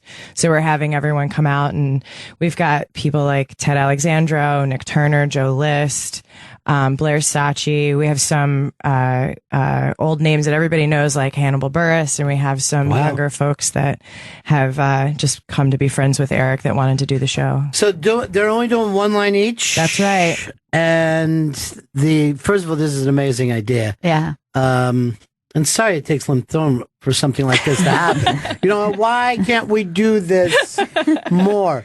But and they write their own one-liner, or they get to do a classic one-liner? It's their own one-liner. Wow. Yeah. That's a lot of pressure into that. Now, Joey, you're a one-liner guy, right? Yes, I am. Okay. Joey only performs in the basement of Gotham. That's the only joint. It's a very specific fan base. It's in my contract. Yeah. And most of the time it's like being close to the bathroom type jokes or whatever you're doing there. Yeah. But do you have a one-liner that you could give us? Yes, I'll give you for it. It goes, North Korea is like South Korea, but with no soul. See, that's actually... I actually like that a lot. Yeah, feel Basement free. comedy. You're in. It's 101 one-liners Plus now. one. So all these comics are showing up, and I think it's great that everybody's taking an Uber to get there to do one line and then leave. Now, and I look at this list, I'm going to pick as my personal guy who has a shot. Even though I think Gary Goldman is the funniest human being that could live, Hannibal Buress is already a legend, Mark Norman, Joe List, I'm thinking Mike Racine is going to shock the world and take this, because I call him the corner that hasn't been turned yet. No one has. Oh my God. No one has quite caught up to him. Yeah. Well, we've caught up to his sauce. I'll tell you that much. It's delicious. The sauce is what he's most known for, but I'm a little nervous when I don't see any kind of label, official label on it at all. I was nervous too, but I was gifted Mike Racine sauce. Yeah. And what'd you think? It's terrific. It holds up, right? It's terrific. He cooks that in a professional kitchen at the Creek. So, like, Is that right? He's not doing it in his bathroom or anything. All right, so he's cooking it at a professional kitchen. Does he have the abilities to one day be a professional chef? Or he's got I his think he's a grandmother's better sauce? comic than he Yeah. is a chef, but I love his sauce. He's I got think his that's how I would grandmother's say sauce is what it comes down to. Like, That- he's got a family recipe or two in his back pocket, but, See, that's he's not going to get much farther past gnocchi. Yeah. Now, that's the thing about that is like if you get that one thing from a grandparent, you know what I mean? And sauce is perfect for that because you can't ruin spaghetti. So once you got the sauce down, you can really move on this. Yeah. And he Easy has date it. night. You can impress a girl with it. But he is ridiculously funny. Yeah, he's he is. scary funny. But I think, you know how like when you're in the zeitgeist, his zeitgeist hasn't happened yet. I think it happens to a lot of guys that do that kind of comedy. I don't think it pops right Yeah. away. The country has to catch up to whatever weird place that he is first. Yes. But he slays me. Yeah, he's hilarious. He's Yeah. absolutely hilarious. He has, he was one of those guys that had watching his learning curve was absolutely amazing from the beginning. I remember back in the day when he first started, he threw himself a roast. Like nobody does that. Like it's like those kind of like fun things that like, you know, you remember because you were there in the beginning. Well, but, yeah, he's great. Yeah, I also saw this thing online that he did. It was like a mafia parody. Oh yeah, And I mean I'm he's like, obsessed. He's good too, and like he's a good little actor. Yeah, you know? he's a full package guy in a tracksuit. I always wonder about the comics that can pull off acting, and there's actually a couple on your list. Gethard is for sure, one of those guys.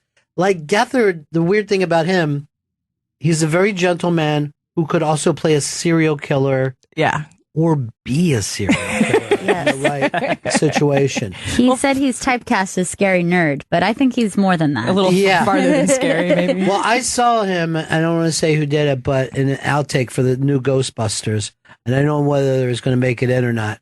Paul Feig was in here the other day, but I saw him literally get punched in the face by a large comedy star, female comedy star. One of the female Ghostbusters punched Catherine right in the face. Oh my God. Because I guess she didn't know how to pull a punch. Yeah. And boom, it gets rocked.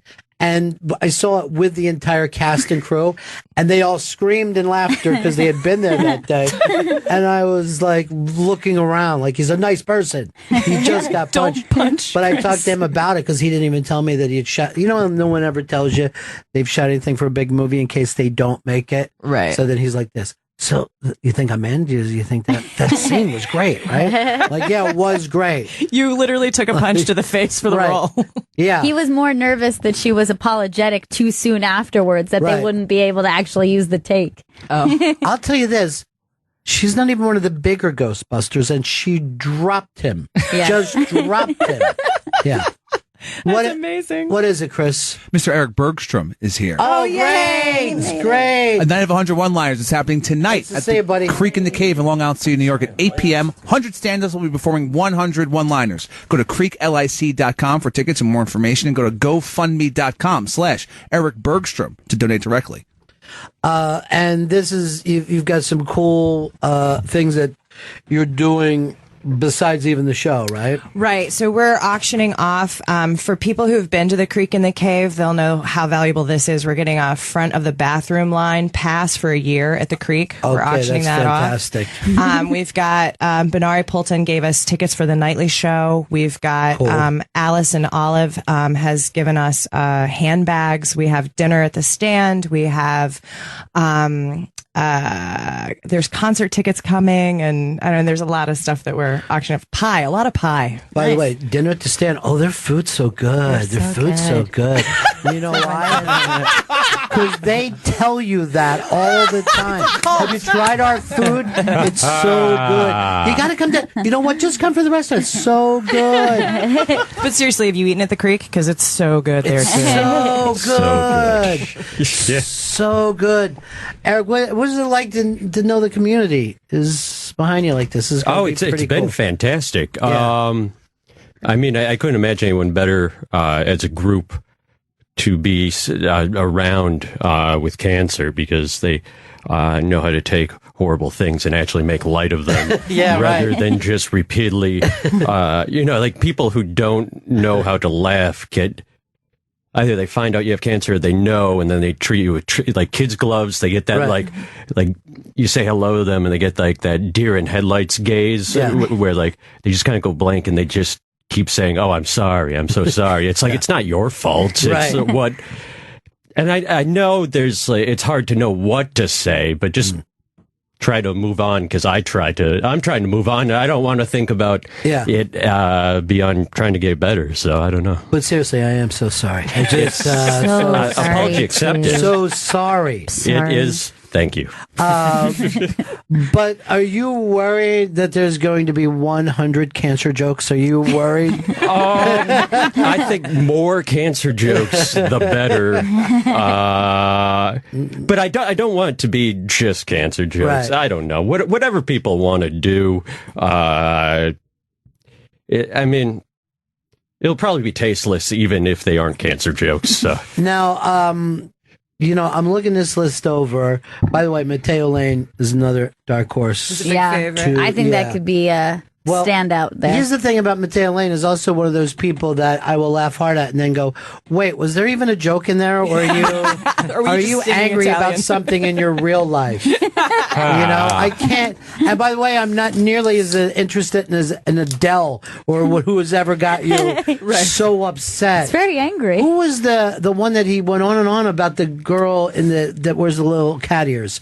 And she's like, Ariana Grande. Yeah, and he's going on. And I'm like, finally, I don't know what to say back to you, dude. I don't know if I can gain your amount of aggravation about this. Wait, I'm just angry at girls who wear cat ears. It doesn't matter what they say. Yeah, have you seen her? Have you seen? No. She really is scary, underage. Yeah. And is a sex symbol now, and they dress her up like a little kitten. I think she's underage. They did the South Park episode about her. I don't know. There she is in her cat ears.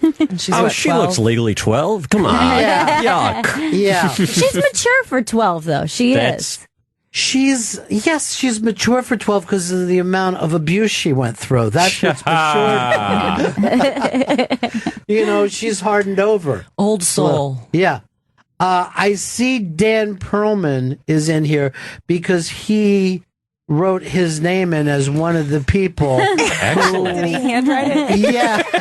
And Dan Perlman. Now, Dan, do you consider yourself a one-liner guy? No, I'm not. Yeah. That's part of the fun, though. Like, I'm excited to see Chris Gethard, who only tells stories, try and do basically a tweet on stage. It may be a really might long, break him. Yeah, one-liner with him. Run-on sentence. Yeah. Now, I myself could never do one line. That's why I ended up in meetings later. I just had to finish once we got started, it was just like, let's just dump the bag. Let's dump the bag. Seriously, lock the door. Lock it. It's just us. This is just us now. And I was like, calm down. But did you have a one that maybe you could just throw away for us? Because Rebecca was like, there's a new kid in town. Pretty good, Dan. Yeah. Yeah, the Korean was good. All right, I'll throw one out. Seriously, you didn't think the Korean one was good? I thought it was great. I love Joe's one-liners. You got another one, Joe? Yeah, I do. Okay, good. I think I need to get my girlfriend a new cell phone because every time I call her, she keeps breaking up with me. Oh, Jesus. That was terrible. That was terrible. Guys, Korean one is I like it. Way worse. Let Eric hear your Korean joke, though, because that's... North Korea is like South Korea, but with no soul. See, that's where... See, this is going to be a long night. Yeah. Long night, yeah. Yeah. All right, Dan, let's hear... By the way, Dan told us a lie earlier about his roommate and a scary story about I wish it had been a one-liner. Yeah. But go ahead. All right, I'm working on an Oedipus script, but I want it to be a realistic one where instead of a guy who kills his father and marries his mother, it's about a guy who kills his father and then goes on a couple dates with his mom and it doesn't really work out. One line. That was one line. And it was too long. It's a run-on sentence. I threw one out there. Yeah, but so that was one that you saved something better for that tonight. Yeah. I'm not giving that away now. Yeah. It's also open bar for 4 hours. I don't know if we mentioned that earlier. Wow. Didn't. So hopefully that'll hook in a few people. It should. The heckling The jokes will be good. It'll move along well. Be positive. It sound like, this is going to be the worst, longest night. It's my cancer. Come on. No. Yes. Seriously, that made me want to drink out of a trough. That's how that joke was. That's how that joke was.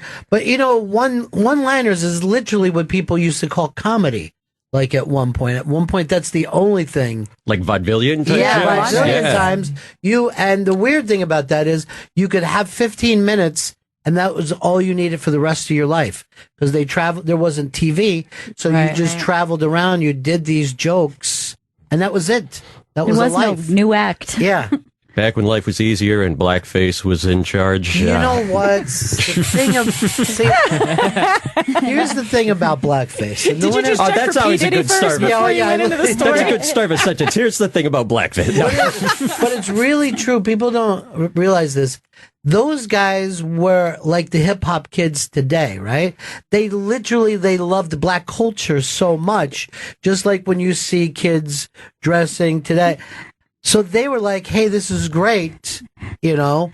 They were the vanilla ices of their time, They right? really were, you know. No, I do blackface because I love black people. Yeah, because I like because every I'm other- better at doing what they do than they do. Right. So well, you couldn't get black people in every club then. So this is the next best thing. But you ever notice that you never saw blackface with women? No one did like a blackface and did like a Billie Holiday.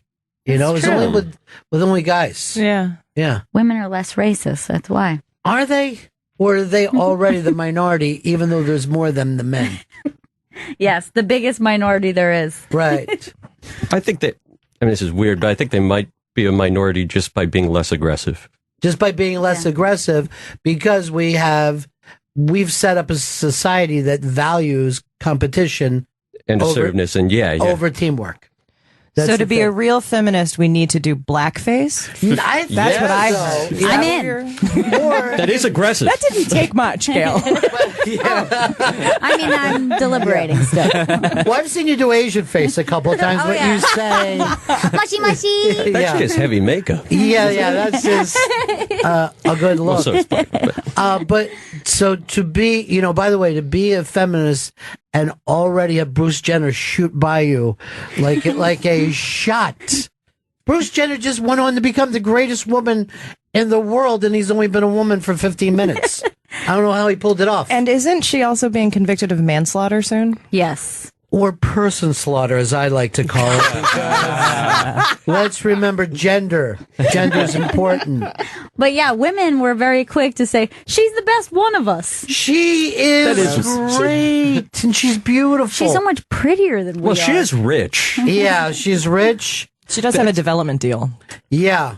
Although I think I don't know whether you saw any of the TV shows, but they fell off every week. Everybody watched the first one. Yeah. But then week after week, because she was dumber and dumber about the stuff that women should do. She only wanted to go to her closet and try on clothes. Yeah. That's the only thing that interested her at all. She's standing there in full makeup and a dress going, I don't know about gay marriage. Not really for it. Yeah, seriously. Yeah, she's... Wow. Yeah. That's crazy. It's just like a cross-dressing grandpa. That's Exactly. First by of that I all, mean hot. First of all, cross-dressing grandpa would have been a much better title for that thing. Look at him jog. Yeah. That actually reminds me of my own grandfather, too. I got to try to remember to lay a reef out for her and him. Well, it was a kilt, I guess. It's not so much. Chris, are you going to be plug king on this? I'm a little plug king right now because Okay. Rebecca Trent and Eric Bergstrom are in studio. A night of 100 one-liners. It's happening tonight at the Creek in the Cave in Long Island City, New York at 8 p.m. Open bar for 4 hours. 100 stand-ups will be performing 100 one-liners, including Gary Goldman, Hannibal Buress, Mark Norman, Joe List, Ted Alexandro, Chris Gethard, Mike Racine, Mateo Lane, and Dan Perlman. Go to creeklic.com for tickets and more information, or go to gofundme.com/Eric Bergstrom to donate directly. It's going to be a really fun night, which you guys are able to pull off there quite a bit. Yeah, we're really excited about it.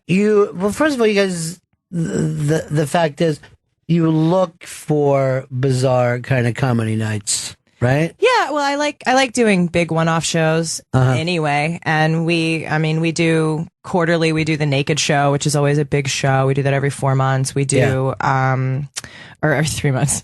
We do we have a lot of like weirdo one-off shows. We have a monthly show called See You in Hell, where we challenge the comedians go through a series of challenges where they have to do an impression, and then they have to like do yoga while they're doing their set, or eat liquid cheese or something gross, and I enjoy watching that stuff, and I think that it helps everybody stay creative.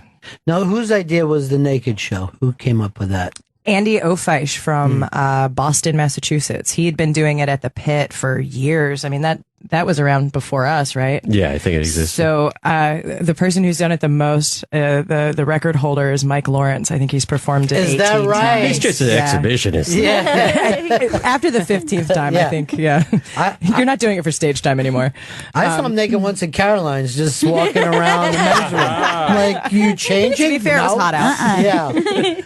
But yeah, so we that show's a lot of fun. It gets it's usually run by women at my club. Yeah. So it sort of stays very on the up and up. Like there's no like weirdness that happens afterwards or anything. Someone told me they saw Jeffrey Gurian masturbating in the corner while it was happening. Okay, I will say that Jeffrey definitely was one of the first guys to get a chair and then stand up on the chair so that he could see above the crowd. Bad taste. No, But to be fair, there were like Jeffrey. 90 people in that room that night. It was the most oversold we'd ever had the show. We control the crowd a lot more now. Now, by the way, and that was to see Mike Lawrence, which is really, his thing. I think Clark Jones or Kenny DeForest were on stage, actually. It was one of the two of them. Yeah.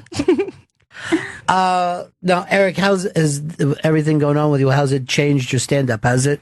Well, I mean, I talk about cancer more than before. It has changed a bit. I don't get up as much as I did when I was just sickly from not taking care of myself. But I don't know. It has been forced time to just sit down and think about things more and just go over everything. So it has. Maybe I have more jokes about cancer and hating God for now, which is true. I think that's a great thing about being a stand-up, though, because you are kind of always working. There is a place to put focus in situations that are really uncomfortable or scary or horrifying, because you could be on a plane, the plane starts to feel like it's coming apart, and you're like, okay, this could be a good story later. Yeah. What's the bright side to this nightmare? Yeah, because you could immediately start telling the story in your head as it's taking place. Yeah, it kind of lets you take control of it, too, which is calming, calms the nerves. And there's something weird about telling jokes about cancer when you have cancer. It's like, if anyone's against this, they shouldn't be, because I have cancer. So, Yeah, right. I mean, that makes me more comfortable about it, too. So. Sure. P. Diddy's still in there, huh? Oh, yeah. P. Diddy's just dominating these halls. There's a bunch of champagne out there with a bunch of cups, too. I also saw some red velvet cake. I don't know if that's his thing, but P. Diddy's red velvet cake is there. It's in the hallway. And you guys saw him being prepped before he did a radio show. Yes, he had 3 different handlers on him. One guy was combing his hair, the other guy was lint rolling his jacket, and the other one was straightening his clothes, and he's just on his phone. Like, yeah, what's going on? 3 people, and he doesn't look the least bit uncomfortable. Because it happens every day of his life. For a radio interview, by the way. I think there's nothing better than being a big enough star that those guys probably grew up with him. You know what I mean? Like, they played on the same football team when they're younger, and now they have to knock the lint off them. Have enough money to have your childhood bully have to pick the lint off of you while you just search your phone every day. Elvis, when you go back and watch those documentaries, his buddies they grew up with, he used to bring to karate and flip them, and they had to be there all the time. And he flipped them so much that he actually thought he was good at karate. So he's like, I'm getting tougher and tougher all the time. And they're like, yeah, Elvis, you really are, man. Knocked me out earlier. And they just literally bullshitted him for his entire adult life. Just waiting for money to fall out of his pockets. I have no problem with that. Yeah, none at all. And then every one of them wrote a mean book about him after the fact. Yeah. Every one of them, they would just write books called Bad Stuff About Elvis. Just shit that they saw. I think it's always the classic thing, because everybody acts like if you become a star, you change. But literally everyone around you changes as well. Yeah. It's got to be really just to like go into a 7-Eleven and see the place stop. You know, imagine what that does to you. Yeah, we're in P. Diddy's case, like the amount of time that he's been as big as he was. Right. Like, you're going to lose reality. Yeah, you're not going to be a normal person. 20 plus years with him, right? At least, right? At least about 20 years, maybe 15. Well, some people say this, that whatever age that you become super famous, your maturity level stops there. So that's why kid stars never really kind of, act mature no matter how old they get, that you're better off waiting till you're at least in your 30s before something tremendous Yeah, wait until happens. you're a broken human and then get famous. But if you really look at like Louis C.K., from the outside, it doesn't look like his life has changed. You know what I mean? Yeah. You don't see him with a entourage or anything. But when you see it, when it happened to people when they were like Eddie Murphy was a young guy and immediately went into leather suits and, just bizarre shit, Still stayed hilarious, but Yeah, but pampered. yeah, through just the whole thing. pampered. It's difficult. All you got to do is fly first class in an airplane, and then you hate the rest of the airplane. You know what I mean? Oh yeah, no. Every time I'm on an airplane and I'm afraid of crashing, I look around for people I hate, and if it crashes and kills them too, it's worth it. Like some kid picking his nose and screaming, I want that kid dead. Well, sometimes you will look like when you're waiting and the plane's pulling up, and you're like, I wonder if this is the people I'll die with. It kind of looks like this will be it. Or if you're sitting next to somebody, you're like, oh, not him. I don't want to die next to him. Oh, she's holding a baby. I feel bad for the baby. I lived a life, but that little baby, sad. Or do you ever get the idea that you see the baby and you're like, there's no way the universe is cruel enough to do this, so I think I'm okay. Yeah, Like, there's I too never many feel that children. way. No, I don't either. The universe is based on cruelty. Yeah. That's the building block. That is true. What kind thing has the universe ever done? You know what I mean? Like where you rainbows? A rainbow. Those are tricks. I don't know. I'm giving the rainbow a thought because that's nice to us. Like we can find beauty in the world, but we're the only species. Like you'll never see a dog staring at a rainbow and giving a shit about it. Beautiful, right, Just guys? two dogs sitting together, looking at each other in the rainbow. They don't care. But there might be like smart monkeys that stare at it, I guess. We're the smart I monkeys. think we are the most smart monkeys, but there are other smart monkeys. I hope we're the most smart monkeys. Sometimes I worry. Rebecca Trent and Eric Bergstrom are in studio. A night of 100 one-liners is happening tonight at the Creek in the Cave in Long Island City, New York at 8 p.m. Open bar for 4 hours. 100 stand-ups will be performing 100 one-liners, including Gary Goldman, Hannibal Buress, Mark Norman, Joe List, Ted Alexandro, Chris Gethard, Mike Racine, Mateo Lane, and our own Dan Perlman. Go to creeklic.com for tickets and more information, or you can go to gofundme.com/Eric Bergstrom to donate directly. Yeah, we've got the link up to the GoFundMe. And you're also an illustrator. You do I do like cartoons? cartooning for like the New Yorker. I have a book out with Penguin Books. I've done drawings for like and then illustrations for like Amazon.com and Barnes and Noble and stuff like that. And how are those jokes? Because they're kind of one-liners, right? When They you are do- kind of. I mean, it's Yeah. all communication and trying to twist things. I mean, it's weird because I mean, there is the things. Visual elements can be funny and quirky on their own. It's kind of. I know. I kind of equate my drawing style and goofy drawings to my jokes, and then just me and my voice, but communicating. I think that the always the amazing thing too about these kind of stuffs is that they're never funny till they are. You know what I mean? So Wait, you talking about the New Yorker? Yeah, like those stuff. You're Yeah. like not funny.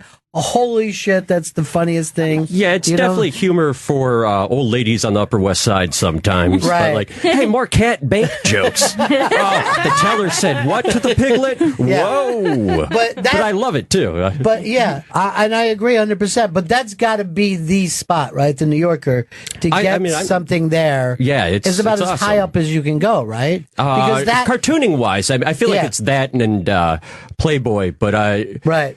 But I feel like the New Yorker has like a richer data bank of cartoons. Certainly when Playboy, like when Shel Silverstein used to do that. And I still think if you look at his life, it's probably the most amazing life that you're writing songs, you're writing plays, and you're writing for Playboy and kids' books at the same time. Yeah. And kind of took the same, I feel like, approach to creativity with each thing. You know what I mean? Yeah. Like, I think that he was just as much himself doing kids' books as he was, like, writing dirty jokes for Playboy. I feel like now, if you're going to be famous, they kind of want to like if you're for kids, they really try to keep you away from stuff like that Sure. more. Try to keep you as marketable to kids as possible. But if even you do then, stuff I like think that. it was a good idea to do that. Like he just broke the rules. But someone told me that they saw him sing at this thing, and there was all these kids there, and the kids started singing along, and he just stops and goes, "What are you doing? Did you write this song? No, this is my song. I sing it, and you listen to it." And they said the kids and the parents were just like shocked. But here's the other thing about him. The number of people that I've met, like the greatest people in the world, who were connected to him only in that field. Like David Mamet thought of him as a best friend. Chris Christopherson thought of him as a best friend. I've met the blaxploitation directors.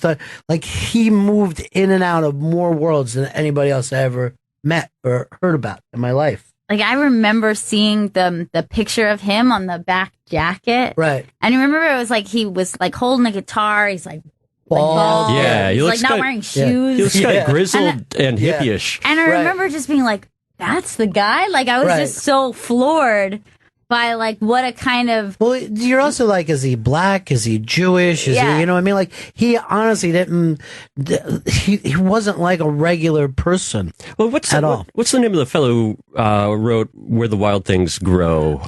Why the world, they It's just. Max. Yeah, and he's also. He's just a grizzled old gay man who lives in his barn and just hates everyone. Yeah, not crazy about kids either. Not Maurice Sendak. Maurice Sendak. Sendak, yeah. Where the wild things are. Yeah. Yeah. And that was like an amazing thing for you guys when you were little too. Oh yeah, I was obsessed with that book. Well, the Shel Silverstein, if I have read those of you guys when you were little, you guys used to just fall out. Yes, Just they were dying reading. And I had them memorized. I would sing them along with my mom. Yeah, there was one of them as a kid. Was it they put a brassiere on the camel? Blew my mind as a kid. There was a paw on his two humps. Whoa, like the size of those humps. I have a Shel Silverstein tattoo illustration. It's for a poem called Joey. Because my it's your name's name. Joey. Yeah. Oh, let me say it. Where is it? Okay, it's right up here. Ain't sticking out. No, well, I guess your muscles are You're gonna have too to- big. Too big to get that sweater up. I remember that one. Yeah, he's like, oh yeah, yeah. There's a naked kid swimming on your arm. That's a pedophile tattoo. Yeah. But yeah, they were really funny, and then there was always one heartbreaking one that would make me cry as a kid, which is crazy to think like a little kid just reading something and crying. But I remember there was like Poor Angus, and I would always cry at that one. And then there was one where they were speaking, the little girl could speak the boy spoke sign language, and she didn't understand. She's like, well, I guess he doesn't love me. And I was just bawling as a kid. Like, you were quick to tears, though, dude. You really were. I still am. The Lassie theme. You would only hear the theme. I can't even think. You about cried it. at the Lassie theme? The sound of the Lassie theme broke my heart. And I don't even think you saw the show. I wouldn't. I would run in the other room crying. It was like the low whistle, Lassie. I don't know what it was. You probably thought he was lost. I think so. Yeah. It just sounded sad to me. This is another thing that you would do that was like really made me think that you should see a psychiatrist. Is like if you saw one thing, like a shoe next to a road, you would start crying, thinking that the other shoe was looking for him. Yeah, I was like, I would personalize inanimate objects, so I would be worried, like, I'll put this phone here with the headphones so they could be friends, so they're not alone. Like, I would think of stuff like that. But I have a memory of driving down the street with my mom, and I saw a plastic bag, like, blowing in the wind, and I started crying, saying he's alone, he's in the street by himself, and she had to make up this whole story that he was on his way home. He's going to the bushes where his whole family of plastic bags lived. Yeah. And I was like, oh, okay. Good, because I was really feeling like that plastic bag was by himself. That plastic bag is still alone. Yeah. It's miserable. No. I remember when I said to you, it's a fucking bag. What do you... You are 4 now. You should know what a bag is. It's so strange, though. And that might come from watching cartoons. You know what I mean? Yes. Because that My Little Toaster thing... Brave Little Toaster. That was a great show. Yeah. Movie.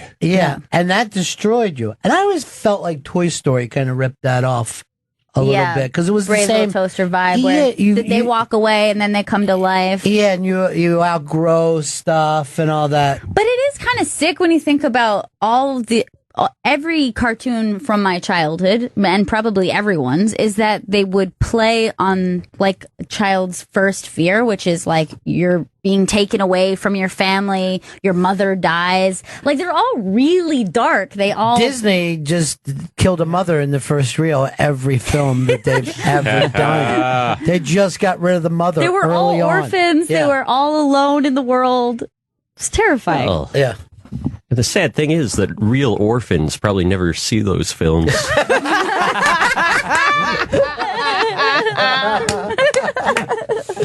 I guess they're free to get away with that gimmick. Who's going to take them? Do we even have orphanages anymore? Is that something that exists? Certainly in other countries. I know there's orphanages. But I don't know, like American We have foster orphanages. care. And there's like halfway houses, and you there's send like a kid to live with someone who's going to beat them up. hillbillies, evil people outside of a meth lab in West Virginia who are looking for tax breaks. yeah. I wanted to take in just half a dozen kids and see if I could just turn them into something. Interns, really? Yeah. No, a nice band. Really, it would be just great. Like a security force. Yeah, it would be nice. And just have them follow me around like I'm P. Diddy, just brushing me off. And, Yeah, sure. Yeah. Send one of the foster kids to get me a coffee, please. Foster kids to floor 3. You should just start calling your interns foster kids. I love the idea Yes. Cut to the chase. Rebecca Trey and Eric Bergstrom are in studio. A night of 100 one-liners is happening tonight at the Creek in the Cave in Long Island City, New York at 8 p.m. 4-hour open bar. 100 stand-ups will be performing 100 one-liners, including Gary Goldman, Hannibal Buress, Mark Norman, Joe List, Ted Alexandro, Chris Gethard, Mike Racine, Mateo Lane, and Dan Perlman. Go to creeklic.com for tickets and more information, or go to gofundme.com/Eric Bergstrom to directly donate. Eric, are you jumping up tonight? Are you going to... Yeah, I'll go up, yeah. Soder is going to be there, which is incredibly cool. But I picked Mike Racine as the guy to pull this off. He's saying Racine's his favorite. Yeah. He's going to cure me. He's the dark horse. His one-liner is going to cure you tonight. Racine's bitterness as a mafioso-loving garbage man is going to kill me. He is borderline for that, isn't he? I mean, he's literally just a slight sense of humor away from going around collecting money from people who owe his uncle. You know? If I have to bring him back, If he had the uncle, he'd be doing it already. Yeah, he would be. He would be. All right, we've got to wrap this up. So good to meet you, man. Likewise. Thank you for having me. Anytime, seriously. The door is open. What we should do is every once in a while just bring some folks with you, and we'll sit around and bust balls. Rebecca, always great to see you. So good to see you too. And I'm so happy I've brought this up on the air, but the fact that this club exists, I think helps people all around the country, because this kind of vibe will get picked up over and over again. Chris, one more plug and then we'll take off. A night of 100 one-liners. It's happening tonight at the Creek in the Cave in Long Island City at 8 p.m. 100 stand-ups will be performing 100 one-liners. Go to creeklic.com for tickets and more information, or go to gofundme.com/Eric Bergstrom to directly donate. That's it for us. We'll see you all again in 1974. Ladies and gentlemen, the evening is over. We hope you all enjoyed yourselves, and we'll see you all again in 1974. Good evening!